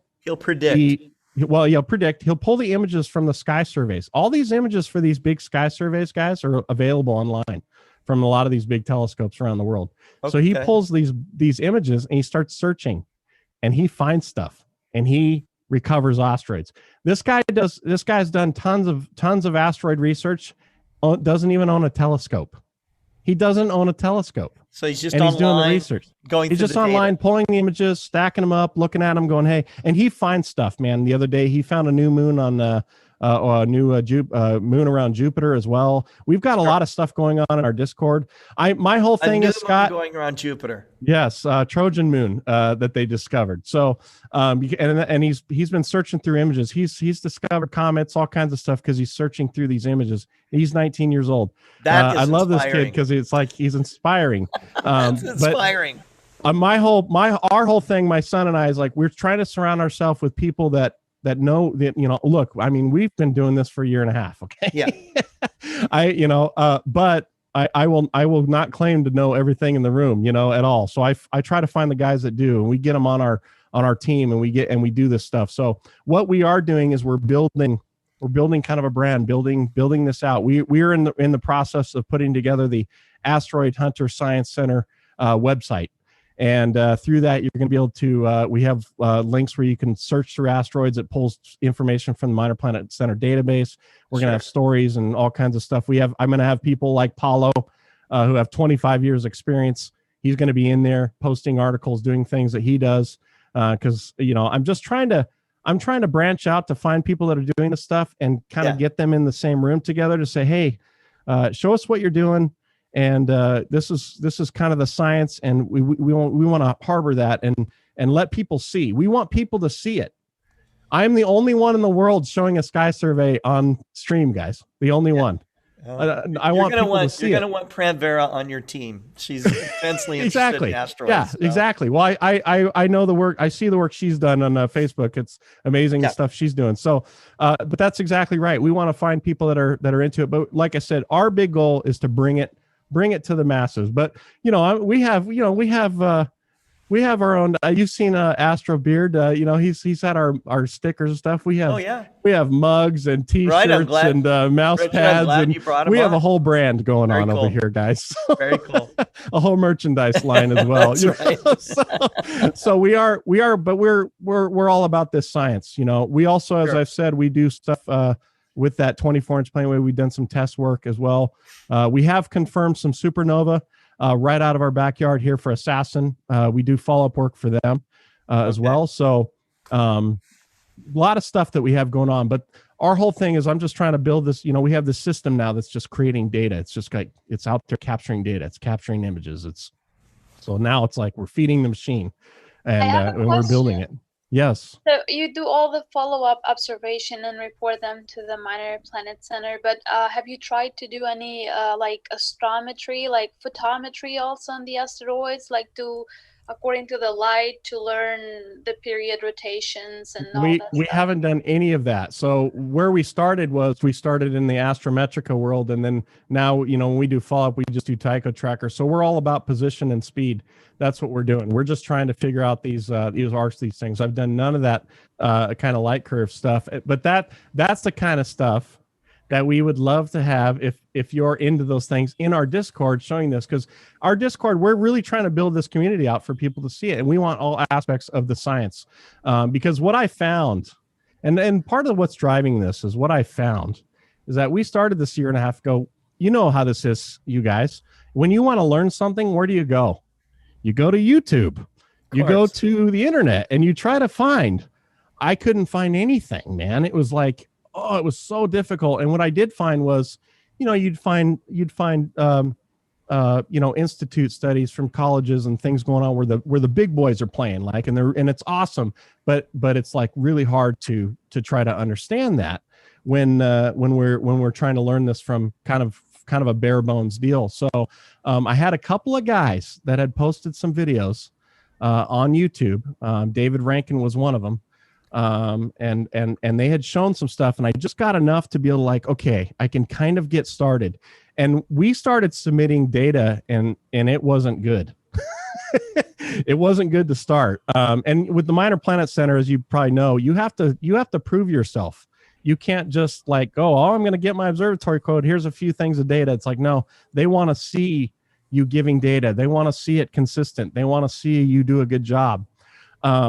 So I started submitting it, and I was having problems, and I was very fortunate. I'm David Rankin, who was just kind enough to say, hey, send me your images. And I sent them to him, and he says, here's what you got to do. Do this. And he kind of gave me a list, and I went through the list, and next thing you know, it was like, okay, and then within a month or so, it's like, boom, here's your observatory code. We got to know some people at the Minor Planet Center. Peter Vargas down there at the Minor Planet Center knows us very well. And Peter, shout out to you, man. I think they like our story, being a father-son doing these things, because they respond to us, and he's given me feedback on some stuff, and which, from what I understand, is very rare. It's kind of unheard of. Those guys are super busy down there, and it's really difficult to get them to respond, because they're, think about the amount of observatories around the world that are sending them data on a daily basis. It's thousands and thousands of observatories. So, but I just found some kind people to help, What's that? I have one question. Which software you are using recently for asteroid sourcing?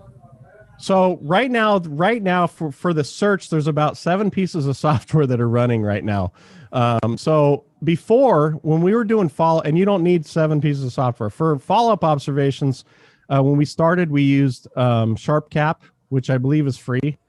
We captured images with SharpCap, and we used Astrometrica, which is only $25. And I'm you recently can using Astrometrica. Okay, so you can For literally Astro- take observations, you can take observation measurements on that, and you can submit that data, and you can do real science with that work. We progressed as we got a better camera and certain things. We got into Tycho Tracker, which is only $50, which you guys have shown on this channel. You were showing, one of your gentlemen was showing it last week. Phenomenal software for $50. Daniel Parrott, who wrote that, just those guys, amazing work that they did. That software is incredible for what you get for $50. Again, you could use SharpCap to image. What we are using now is we use Maxim DL because Paulo wrote the software for Maxim. We're using SkyX, obviously, because we have our Paramount mount running, so we utilize the pointing model out of SkyX. We're using ACP for observatory control. That runs the actual script that is developed for that. So we have that. We have SkySift running in the background that's doing all the processing of everything, spits the data out, and then we have Visual Pinpoint running as well on top of it. So there's a lot of aspects that are going on. There's another 2 pieces of software, Sky Scheduler, that schedules everything. Remember I showed you guys the maps?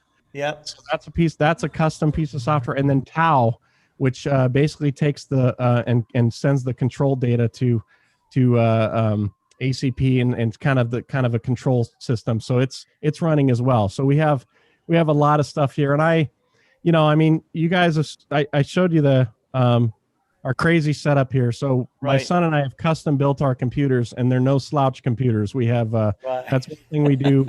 And I have these big Ryzen 3900X, 64 gigs of RAM with 2080 super cards and all kinds of stuff going on. So we've custom built our machines to handle all this, and run the streams and do all the stuff that we have going on here. So we have definitely expanded out, but you don't need all that. It's just something that we are doing, and it does take a lot involved to do this kind of work. You got to have some. I mentioned earlier in the chat that your office looks kind of like the NASA Mission Control Center. It does.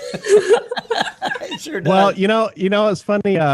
There's a lot, and again, we stream. Remember, we stream on Twitch, right? So my son and I'm actually I'm in television post-production. I mix. I'm an audio mixer. I mix TV shows. I've been doing it for 25 years.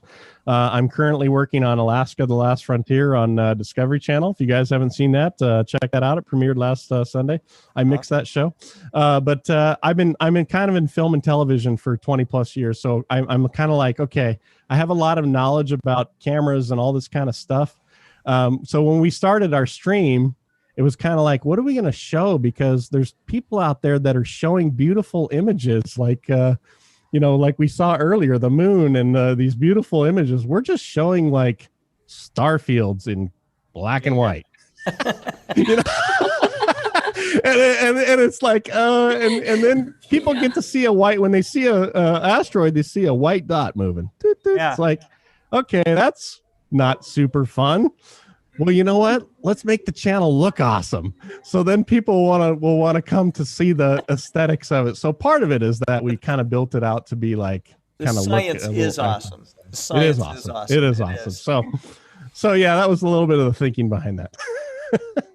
Sorry, I'm taking up all your time. No, that's cool. That's very cool. I think you got everybody kind of charged up here. So that's great. That's wonderful. Wow, that was amazing. Thank you. You're very inspiring. Thank you. Thank you. Yep. We love it, man. We love it. It's a lot of fun, that's for sure. Well, who else has something to share tonight? Hey, Scott, this is Dave. Sure. I've got one picture I'd like to share. Okay. It's space related. It's not, per se astronomy related, but okay. Let me. Well, everything eventually is astronomy related. Yeah. Eventually. Okay, let's see. Move my zoom out of the way. just in case people don't believe in aliens. Alien abduction, yes. I figure since it's Halloween, it's appropriate. So yeah, that's me being abducted. Yeah, that's a big alien. That's right. That's funny. You know, a lot of people do have done educational outreach during Halloween. And, you know, so they would set up their telescope outside. The kids would come by to, you know, trick or treat or whatever, and they could get a peek through a telescope. And it was a great way to do educational outreach. And, you know, I was starting to think, you know, how are we going to do that during this pandemic, you know? So I think that, you know, people will still celebrate this holiday somehow. And I think that some astronomers will do maybe some electronically assisted, you know, astronomy and, you know, for people to come by and see it or something like that, or maybe drive by. I have no idea, but what, do you have any thoughts on that at all? I did that last year. I just set it up in my front porch, and as kids came by trick-or-treating, they got to look through my telescope. Right. It's really rewarding when you hear kids for the first time looking through it and going, wow, that's cool. Yeah. That's the kind of stuff I live for. Sure. As far as during COVID-19, part of what I was trying to set up tonight was to do it electronically. I was planning on setting up a monitor outside my front and just kind of letting them walk by and see something. See what it is, right? Now, Yeah. my club actually still does star parties at one of the local Temecula wineries. And Oh, active star parties right now. Okay. And what they do is they just you know, clean everything in between people, making sure that they're masked and everyone, you know, does social distancing. I see. I see. Yeah, I would like to mention my friend Hap Griffin, who I partner with asteroid hunting. He's in South Carolina. Every Halloween, he likes to do kind of an outreach event in his backyard. He's very big into astrophotography. He's really, really good at that. Sure. And he's very much into like building Tesla coils. Okay. Pronouncing that right? Yeah, you're So pronouncing it he right. does all that stuff with electricity, which is pretty cool for children, and he does it in the backyard. And You mean he's with like planning to big do that lightning again. bolts and stuff? Yeah, in this Halloween. So probably I should tell him to come up in this show and talk about it. Yeah, that would be interesting. That would be very interesting. We should plan something near the Halloween period, if not Halloween itself. And it's coming up. Speaking of electricity. So that's Saturday. Do you mind if I share But we'll something see. real quick? Yeah, please.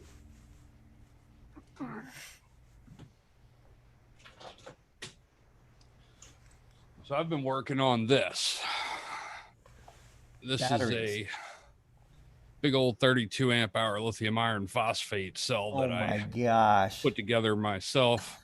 And I'm I gonna love get it. a little closer here. It's awesome. You could run a car off of this, I The, think. every two, like these two, these two, these two. Yeah. You can put these packs together any way you want. I made it this shape so I could put this battery management system here. I see. And this basically connects with two wires between the negative terminal and where the negative output would be.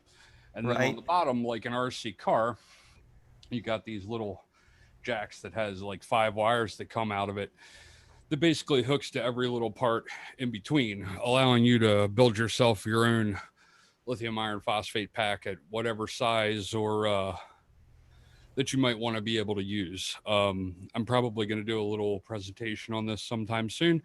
So Sure. I just kind of wanted to tease it a little bit. Sure. This is also what they call a supercapacitor bank. And that's what you take you got a whole bunch of protection board on the back of that right there. But Okay. basically, this will go up to 14 and some volts, and this will go up to the same. So they're pretty much safe to run together. These cells are actually capable of 200 amps of discharge each. They're 4 in series to make a 12-volt system, but they're also 4 in parallel to go from the 8 amp hours of each individual cell up to the 32 amp hour capacity that I'm looking for. And anybody who's interested in these cells, they're made by a company called Headway, and their size are 38 120s. So they're 38 millimeters in diameter, 120 millimeters long. So 1 5/8 by 5 inches, give or take a bit. But just something I'm putting together, and I'm going to be using it as it's smaller than my portable command center, which weighs about 70 pounds. And sometimes if you got to take the whole telescope gear all the way up a hill in a field or something, it's a little more than I feel like carrying. So putting this one together to kind of do that in the middle, and also wanted it to be powerful enough to jumpstart a car if I ever needed it to be. Yes, so at the very least. I overkill things when it comes to electricity because, I mean, think about it this way. These cells can go 1,000 cycles and still have 100% of their rated capacity. They can go 2,000 cycles and still have 80% of their rated capacity. That's going to take me a long time. But, you know, because they are more expensive than lead acid, you have to justify it some way. And, you know, lead acid battery, you can only lug down so much of it. Lithium, you can take a lot more out of it. And they're a lot more forgiving as long as you have a battery management system or you really keep an eye at what's going on. Sure. I'm not going to get into that too much, but at some point soon, I'm going to be putting together a little presentation on that and showing off the finished product and probably it working everything and some stuff like that. Power management is very important to all amateur astronomers, you know, especially those of us who work remotely. So. Absolutely. Right. Excellent. So Rodrigo, what are you doing over there? I see a telescope. I see you looking into the camera every once in a while. Maybe he just has the camera running. That's good. Hi.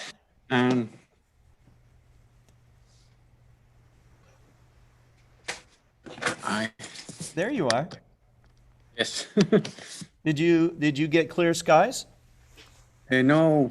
No? Okay. Yes, cloudy, totalmente cloudy tonight, and I up the temperature of the camera. Oh, okay. Yes. Right. For close the telescope. Sure. Sure. Okay. All right. How about you, Gary? Do you have anything else to share tonight? Yeah, can do. I've been working on an image in the background, so okay. As usual, wasting my time just playing around with things and generally going from there. So I think we did some processing on this, or we saw the capture of it. It's only about 30 minutes of data. So we've taken it through all of the stages here. Got the color into the image, and then we split the image, split the stars off, brought some more data in an luminance channel, and then recombined those back up to get the color. And then it's about there at the moment. So it's about 30 minutes worth of data off the FCD 102. Great. Wow. So yeah, it's just a test image. It was just literally testing one of the field flatteners we were using on it. Sure. Which seems to be working pretty well. Very well. Right. Yeah. It looks like sand. You know, there's so many stars. That's always something that you look at on these wide field images. You know, you look at them, and then you know, as I've said before, you look at things that Jerry and other people are doing, and they're hunting planets down around these stars, and you look at an image like that and just go, well, if there was just one planet around each of those stars, right, that gives you something to think about. Yeah, certainly when you get these deep star field areas, but they take a lot more work in the processing to look after the stars. It's very, very easy to just blow the stars out of proportion. So you're trying to keep hold of the detail in the stars and some of the color. That's what really sets your image off, is if you've got some color in the stars, and it's very easy to overexpose them. And that's one of the easiest things to do on any of the targets, is to overexpose. So it's a balance of keeping that. But as we said, you know, everybody's saying the technology, the cameras that are coming out at the moment, you know, the software, it's the heyday for doing this sort of thing. It You know, is. it's making It is. Yeah, life if so anybody's easy. thinking about getting into astrophotography, now's the time. Yeah, Now's I the mean, time. compared to what we were trying to do in Photoshop even 6 years ago. Sure. You know, separating out stars and all those sorts of things. And, you know, I'm looking forward to another good comet that comes through and stays with us for a while, and then we can remove the stars out of that image and have a real good look at what's going on. Right. These add-ons in PixInsight and things like StarNet enabling you to do that so easy now. Whereas it was a real bore to get a star mask in there. You might be adding 2 or 3 images together to create a good star mask to cover all of the different stars. So areas like Orion, where you've got a lot of large stars in there, or the Horsehead Nebula, they're always a pain to cover, you know, in any software, and try and preserve those while you're bringing out the detail in the rest of the image. So yeah, it's good fun at the moment. But it does take a lot of work, working it all out and going through processes and scrapping stuff and then coming back to it with a new lot and changing the way that we're moving forward. That's the fun bit. Yeah. Okay. We're going to post the Discord link for Asteroid Hunters onto our chat. Give me a moment here. Thank you, Scott. Yeah. Thank you, Scott. Thank you.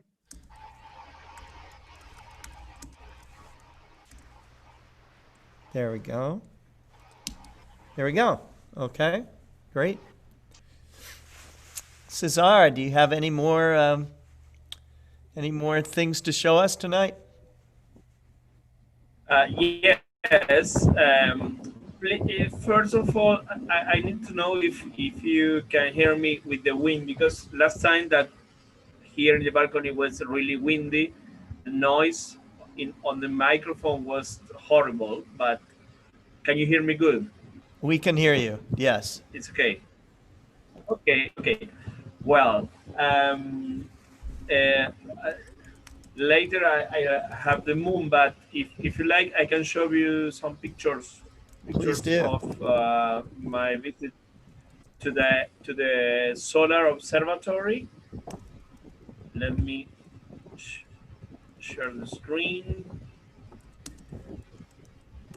1 minute.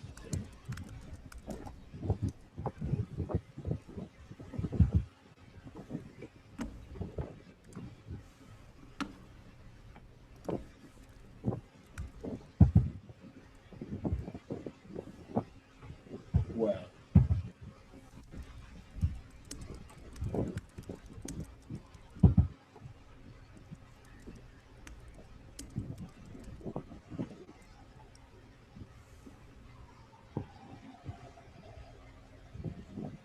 okay. Now I can share. Okay. Well, this is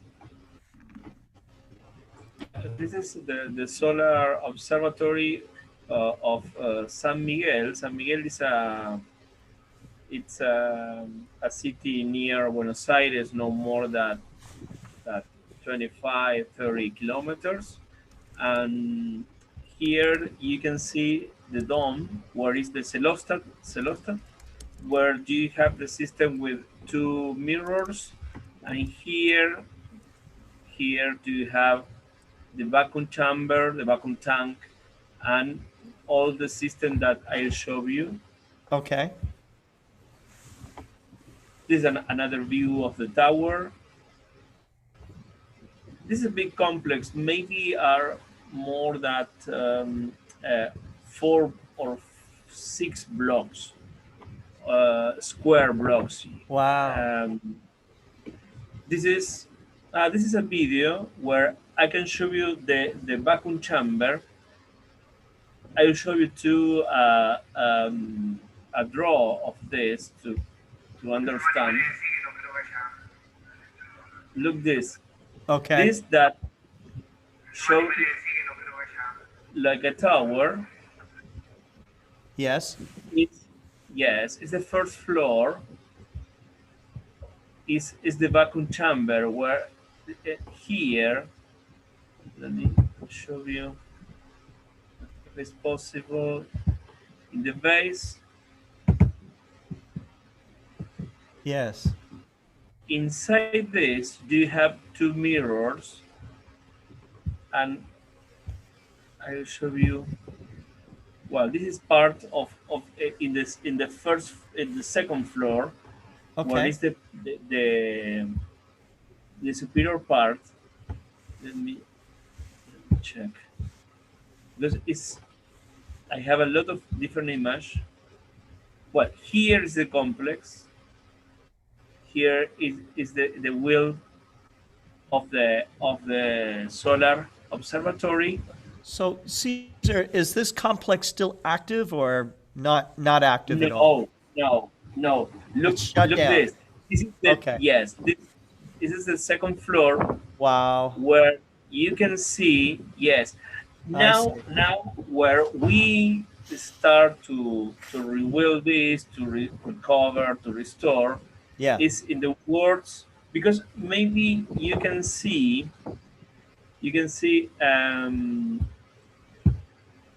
that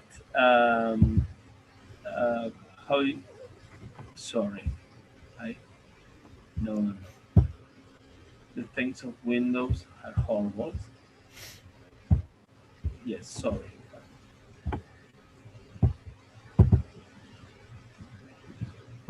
I'll start from here. Okay.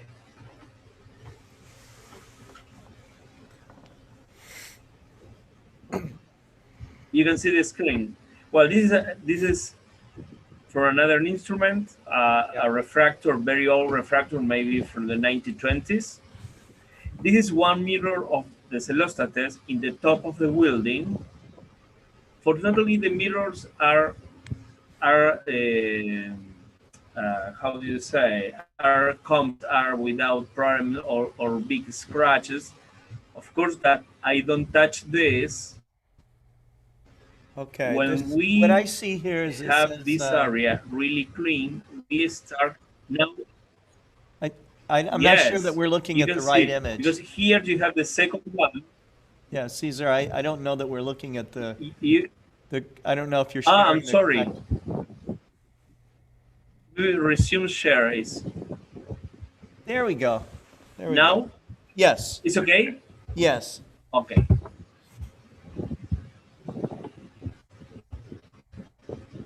Oh, share windows closed. Let me know if you can show the screen now. It's okay? No, you're not sharing right now.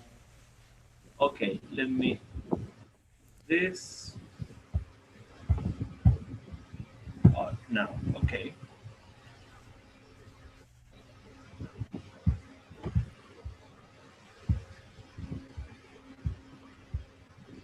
Okay. Okay. Now it's okay, no? Yes. I see a bunch of small images. Okay. Yes, well. There we go. Okay. Here we are. Yes.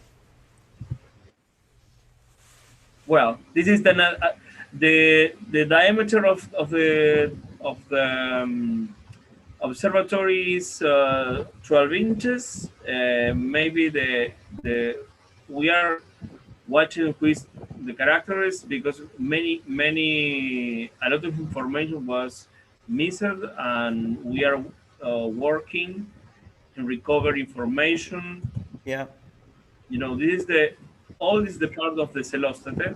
The celostate, I think that this is in English. In Spain, we say celostato, the 2 mirrors. Right. Of course, yes. bringing the image of the sun, because the telescope is only a it's not with movements that the telescope that we know. Here, this is a picture that we took 1 year ago. You can saw another pictures with the most abandoned situation now, and we're starting with a worse situation that my last pictures 1 year ago. This is the part where here you have a cover, and from here the sunlight is incoming. Okay. It's going to the vacuum chamber, going to here. Sorry, first going to the main mirror. The system is a system out of axis. It's very interesting. Because it is from maybe from the 30s, 1930, 1936. This is now that one of the things here, do you have a the diachroic mirror or filter? Yes. Here do you have a H alpha chamber. We of course that will be changing. That's a film camera right there, right? Yes, we are changing this to digital systems. Sure. Well, we lost this part. Now we can't, because a lot of parts from these pictures to the new pictures are lost. You know, we are. What is happening? Are people stealing parts? Or Yeah. They are Yes, stealing them. Wow. Yes, not in this part. Was they disassembling furnitures, touch a lot of things. Yeah. You know, because well, it's very large, very long history. Wow. Now is, do you remember the pictures? Yes. Here, the reflex camera is not more anymore. Gone. We don't have. Yes, we start to work a lot. When I say we, this is part of the government of San Miguel was very interested to have the property of the observatory to recover. I am a part of a club and astronomy, local club and astronomy. Bella Vista El Cosmo, that with Santiago Mayese and a lot of amateur astronomers are working to recover this. Fortunately, the government of this small city of San Miguel have the keys of this, and they are really interested in making investments. Of course, that they need receive all of helping the nations, you know, Sure. because we are working a lot in recover this, and I have a lot of work here cleaning optics, of course, but we need we are recovering first of all the information. Fortunately, we are recovering good information. Look, this is the spectrometer. Right. You can see all is full of pigeons. Oh, much better. Well, you know, pop of pigeons. Yes. Right. Yes. In the So in birds the are going area in there. so is like a pigeon club. It's horrible. We are going next week with a specialized people that, of course, when you have a problem of rats, pigeons, you know, Yes. the government of this the major, you know, are very concerned about this. And first of all, we need to go out the pigeons. because it's black. It's terrible. Right. Need to clean. Yes, especially some people that came to is coming to clean this week, and we can start to remove all. And for example, this decry. You remember the first pictures from now. This is the last week, and well, this is a very very bad state of the things, but come on, we can recover this. Look, this it's incredible. We are in a problem. Here you have the top of the tank, the vacuum tank. Over the top, you have the spectrometer. We don't know how many things work and how many things are broken, but fortunately, the mirrors that I inspected last week are okay. Maybe we can put this in functions next year. Now we are in a process of recovering, first of all, clean and search part of instruments. Fortunately, we have a lot of support from Astronomy, Argentinian Astronomy Association, that is association of professional astronomers. We are recovering a lot of information with works that many people make in the Solar Observatory. We don't know if this is, of course, that is now, when we recover this, maybe this is not for the first line of investigation, but it's very interesting for astronomers, students of astronomers in Argentina.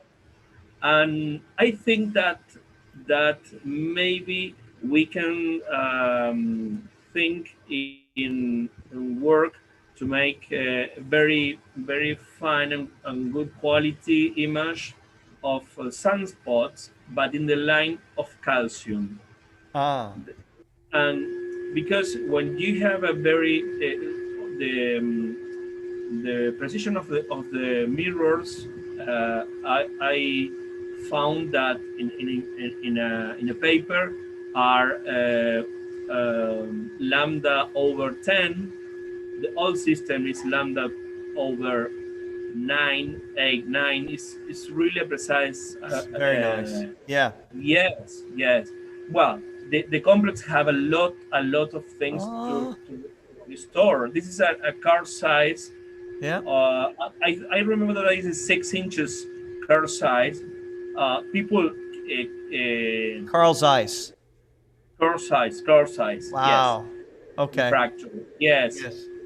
Unfortunately, people came to still install bronze parts that they only sell in market.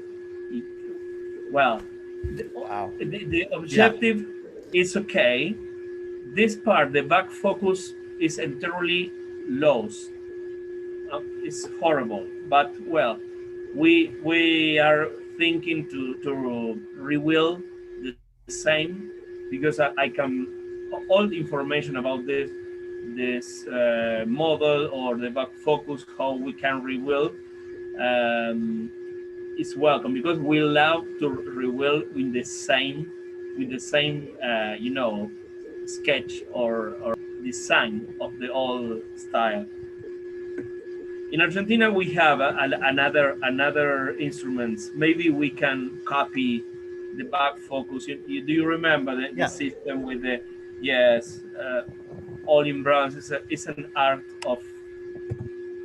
Well, there's a very nice Zeiss telescope in I believe it's Zeiss in Uruguay at the high school, the historic high school that's there, and it's kept in perfect condition. Perfect. And maybe you can see some photographs, or maybe you can visit there. Absolutely. Yeah. Yes. Yeah. Yes. Here is part of the complex. Here, it's another car size, smaller with solar filters. Here it's a monochromic spectrometer, and in this dome we don't have nothing. I see. Maybe we are thinking to put another telescope. Sure. And it's not a rural area, but for solar observation, it's excellent. Sure. And of course that for all astronomy is okay. Well, this is the state of the main mirror now. I prefer don't touch and put the yes. This is my work in the next weeks. You know, a broken solar filter for another telescope. But this telescope is okay, but I need only change this filter. Yeah. I think that yes, an old ND system of filters. I don't know, but you know, this is very, very nice. This is another telescope, and this is complement. Here you can see. Let me show you how is the system. Do you remember here? Yes. Is the celostator? Oh wow. Is the platform? Yeah. You remember here? Yes. Do you have the vacuum tank? Okay. It's for the people that say because it's an unusual telescope. This system. Yeah, with the vacuum chamber. So is this to keep air currents to? Yes, absolutely. No air currents at all, and to have extreme high resolution, I guess, in the final. Yes, absolutely. And I think that I love to recover in this area because this area of the camera. Yeah. Prefer have a very high resolution. Of course, thinking in the diameter, the limits of diffraction, iridescence. So I prefer in the calcium line have a big image of sunspot. So high image scale, I see. Yes, and maybe it's the idea today to have a more, you know, because maybe the spectrum is not so interesting like work over sunspot in the calcium line. Right. I don't know. Well, of course that we are starting to recover this like an historic place, and we really love to make this to work again. Not only like museum. How old is the observatory, Cesar? I think that this I have this is from the 1942. The During tower, World War II period. Yeah, okay. No more than 1942, but the another things are from the 1920s. When they started. And this was installed by the government or by a university, or who originally installed it? It started from a college. Was from the Air Force too. Okay. From the Air Force. Now the Air Force is abandoned the place. Yeah. And now is for the local government, not for the state government, only for the San Miguel government. How do you say? City government. Yes, it's for a small town. I see. Wow. But really, the best part is that really they really love to keep this for the community. Oh yeah. This is the absolutely. Best part. And really, this have future because when the government say, okay, we keep for us, we keep and we care, we are interested to care, is the best part of this. Right. Of course that our company, Seraco, is like a little sponsor for this, but really we need more donations or you need financial support. Bigger sponsors. Right. Yes, not for astronomy, if not, Coca-Cola. So, big Cesar, companies. if people watching this program want to donate money towards helping you preserve this astronomical facility in Argentina, where would they send money to? Well, in this at this moment, I don't have idea because we are starting Okay. with this. But I Okay. think that with Bellavista El Cosmos have an account, maybe in a few time, Okay. or maybe so, the first that we need is helping in every part of the world, people that have the same system, because it's very old. And Yeah.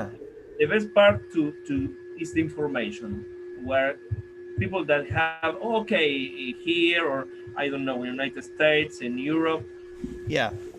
people that have one of these with the same system in different size, to recover the information and have an idea how to make something, digital, with improve the functions of this. Because the best part of this is make something that it's not for a museum. It's for use again, to bring again to the life. Yes. I know of someone that may be able to help with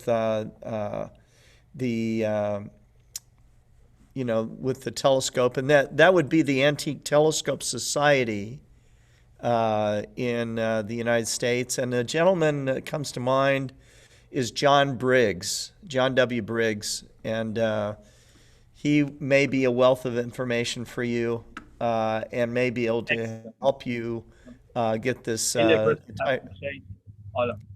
Thank you very much, Scott. Because Yes. I know that you worked a lot in recover Yerkes Observatory, the refractor. I just tried to bring attention to the problem. That's all, So, but they have a very capable organization now that's getting the money and the facilities and everything back online for that very historic refractor. So that is it's special. World's largest refractor, still working today. Yes. So yes. still working today. Yeah. Astronomy things can have maybe 100 years, but these things still working because it's still working. Yeah. Still working. Telescopes don't go bad, really. They just need to be cared for. Absolutely. Yes. Yeah. Yeah. That's right. Well, thank you. Goodness. Thank you very much. Thank you, Cesar. Thank you for showing that to me.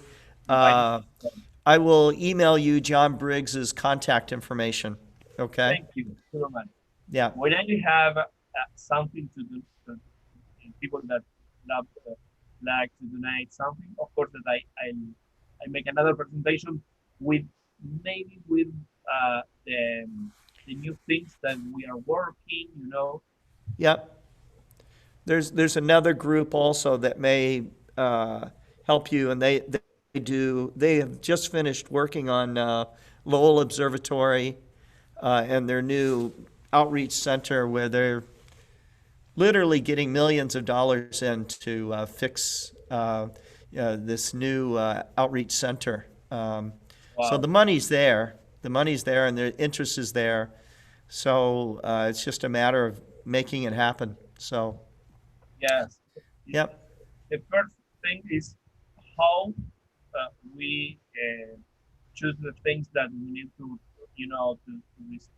restore, to work, because it's have a program of work to have an idea how to rebuild this. And of course that we have a lot of information, but the first side is how to think. And people that say, okay, we have the same instruments, or we have these problems, so Yes, this is the best thing to. Yeah. Because it's a Okay. unusual observatory. It's not only telescope. Calcium's not easy to image, is it, Caesar? It's very, very hard. Yeah. It's you get one good shot every 2 or 3 years that really blows your breath away, but it's one of the hardest areas to image on the sun. All of the other areas are easy. Yeah. Yeah. Yeah, Gary, you should get Yes, get Gary. involved with that solar observatory. I think they would. I posted an image in the chat there, but I'll share this over. That I've only ever had 2 really good images in calcium. That's one of them. Wow, that's beautiful. That was really hard. They're not easy. It's certainly from the UK. They're one every 3 years, 4 years, something like that. And the other was that one, which is a 3-panel mosaic. So that the full resolution of that is huge.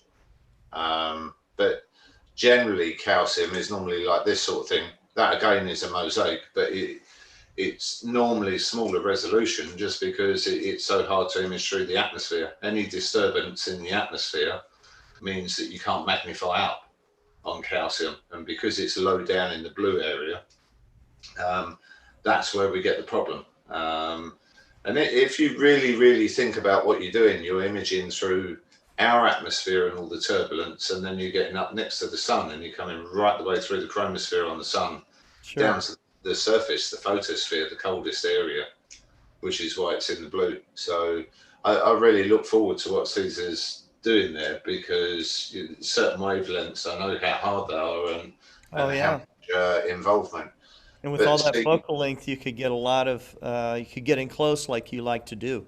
So. Yeah, I mean, the biggest change is probably coming along to now what we call H line, which means that the older K line, which is this, which is really deep sort of purple, is very, very hard visually to see.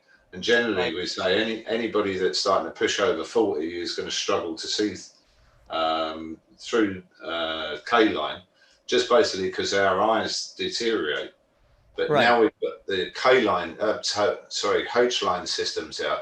They mean that a lot of this is actually visible to us. We can see H line quite clearly, even when we've got defects in our eyes. Wow. Yeah. Amazing.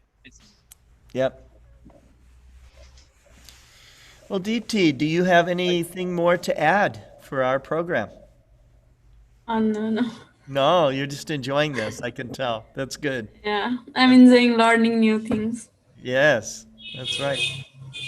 How about you, Mike? You got more going on?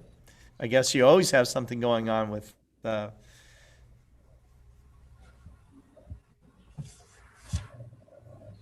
me unmute me there. Yeah, just more data coming through here, and I'm just continuing to blink through. So after we get done tonight, I will start the Astro Search channel on Twitch and let it run. So anybody wants to check that out, maybe I'll put the link up there for you to maybe send out. But yeah, we're just plugging away, looking through. Right now, it's just imaging through the Milky Way as we're going through, and just checking some of the images here to see if anything pops up. So, but nothing thus far, and but it will continue and just keep running through the night as it does. So, I see. So cool. So cool. I love it.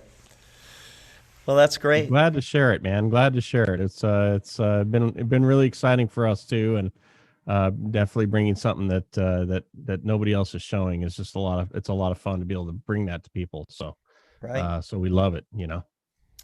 Well, why don't you give me that link, and I'll post that in chat. Okay. Hold on a second here. Let me get that here real quick. And I think that we're close to a wrap up of our program here.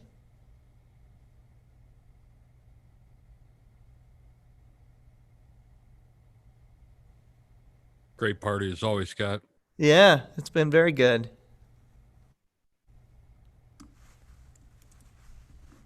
Okay. So if you guys want to follow I'll go out Asteroid and Hunters. do a quick refocus here real quick, and then I'll get going.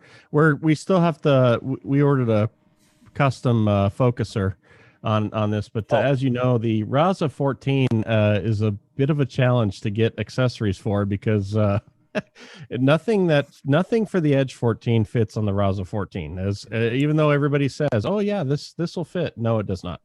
It's a rare beast in itself. I mean, I think the serial number we have is 120 or something on our scope. So there's obviously very few of these made, but we're trying to get our working with Starlight Focuser, and they're sending us a custom focuser for the 14. So then we'll just be putting our focus into our script, so I won't have to go out.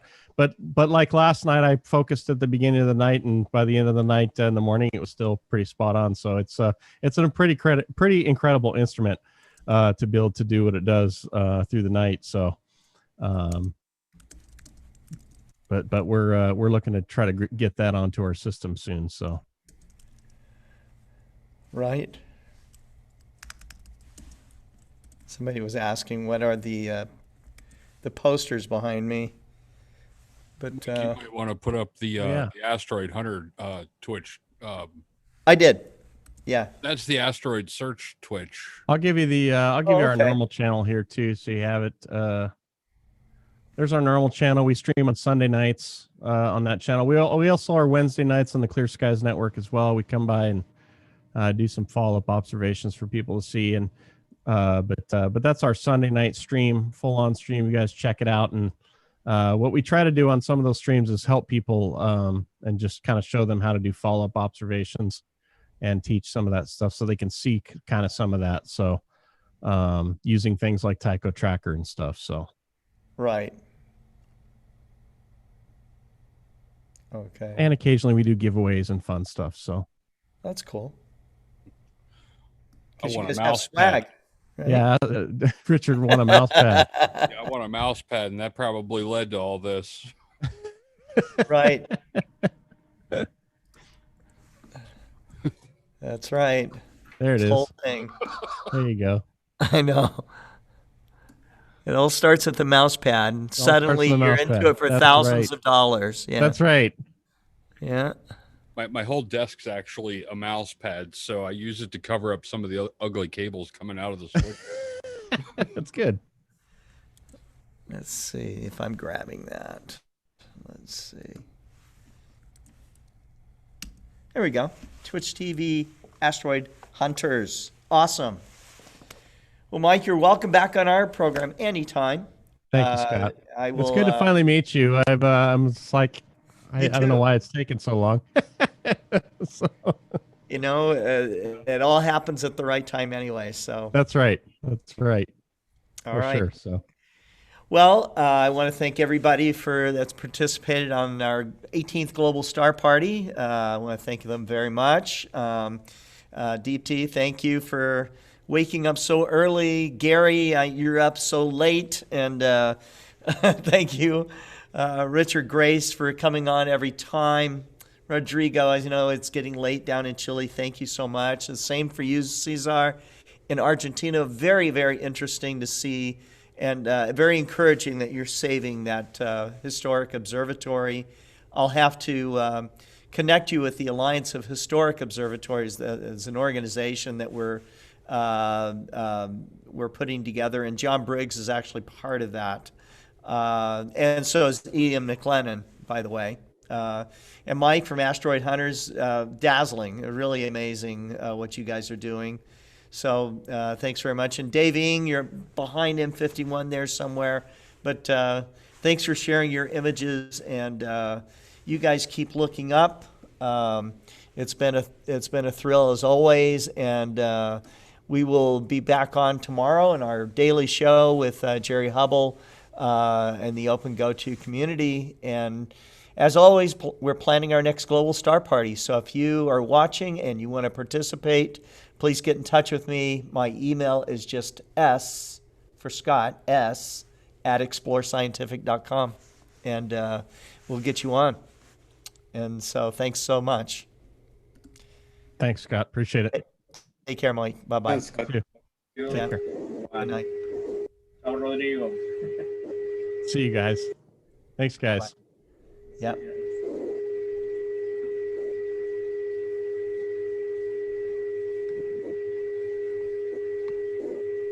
Night to you all. Good night.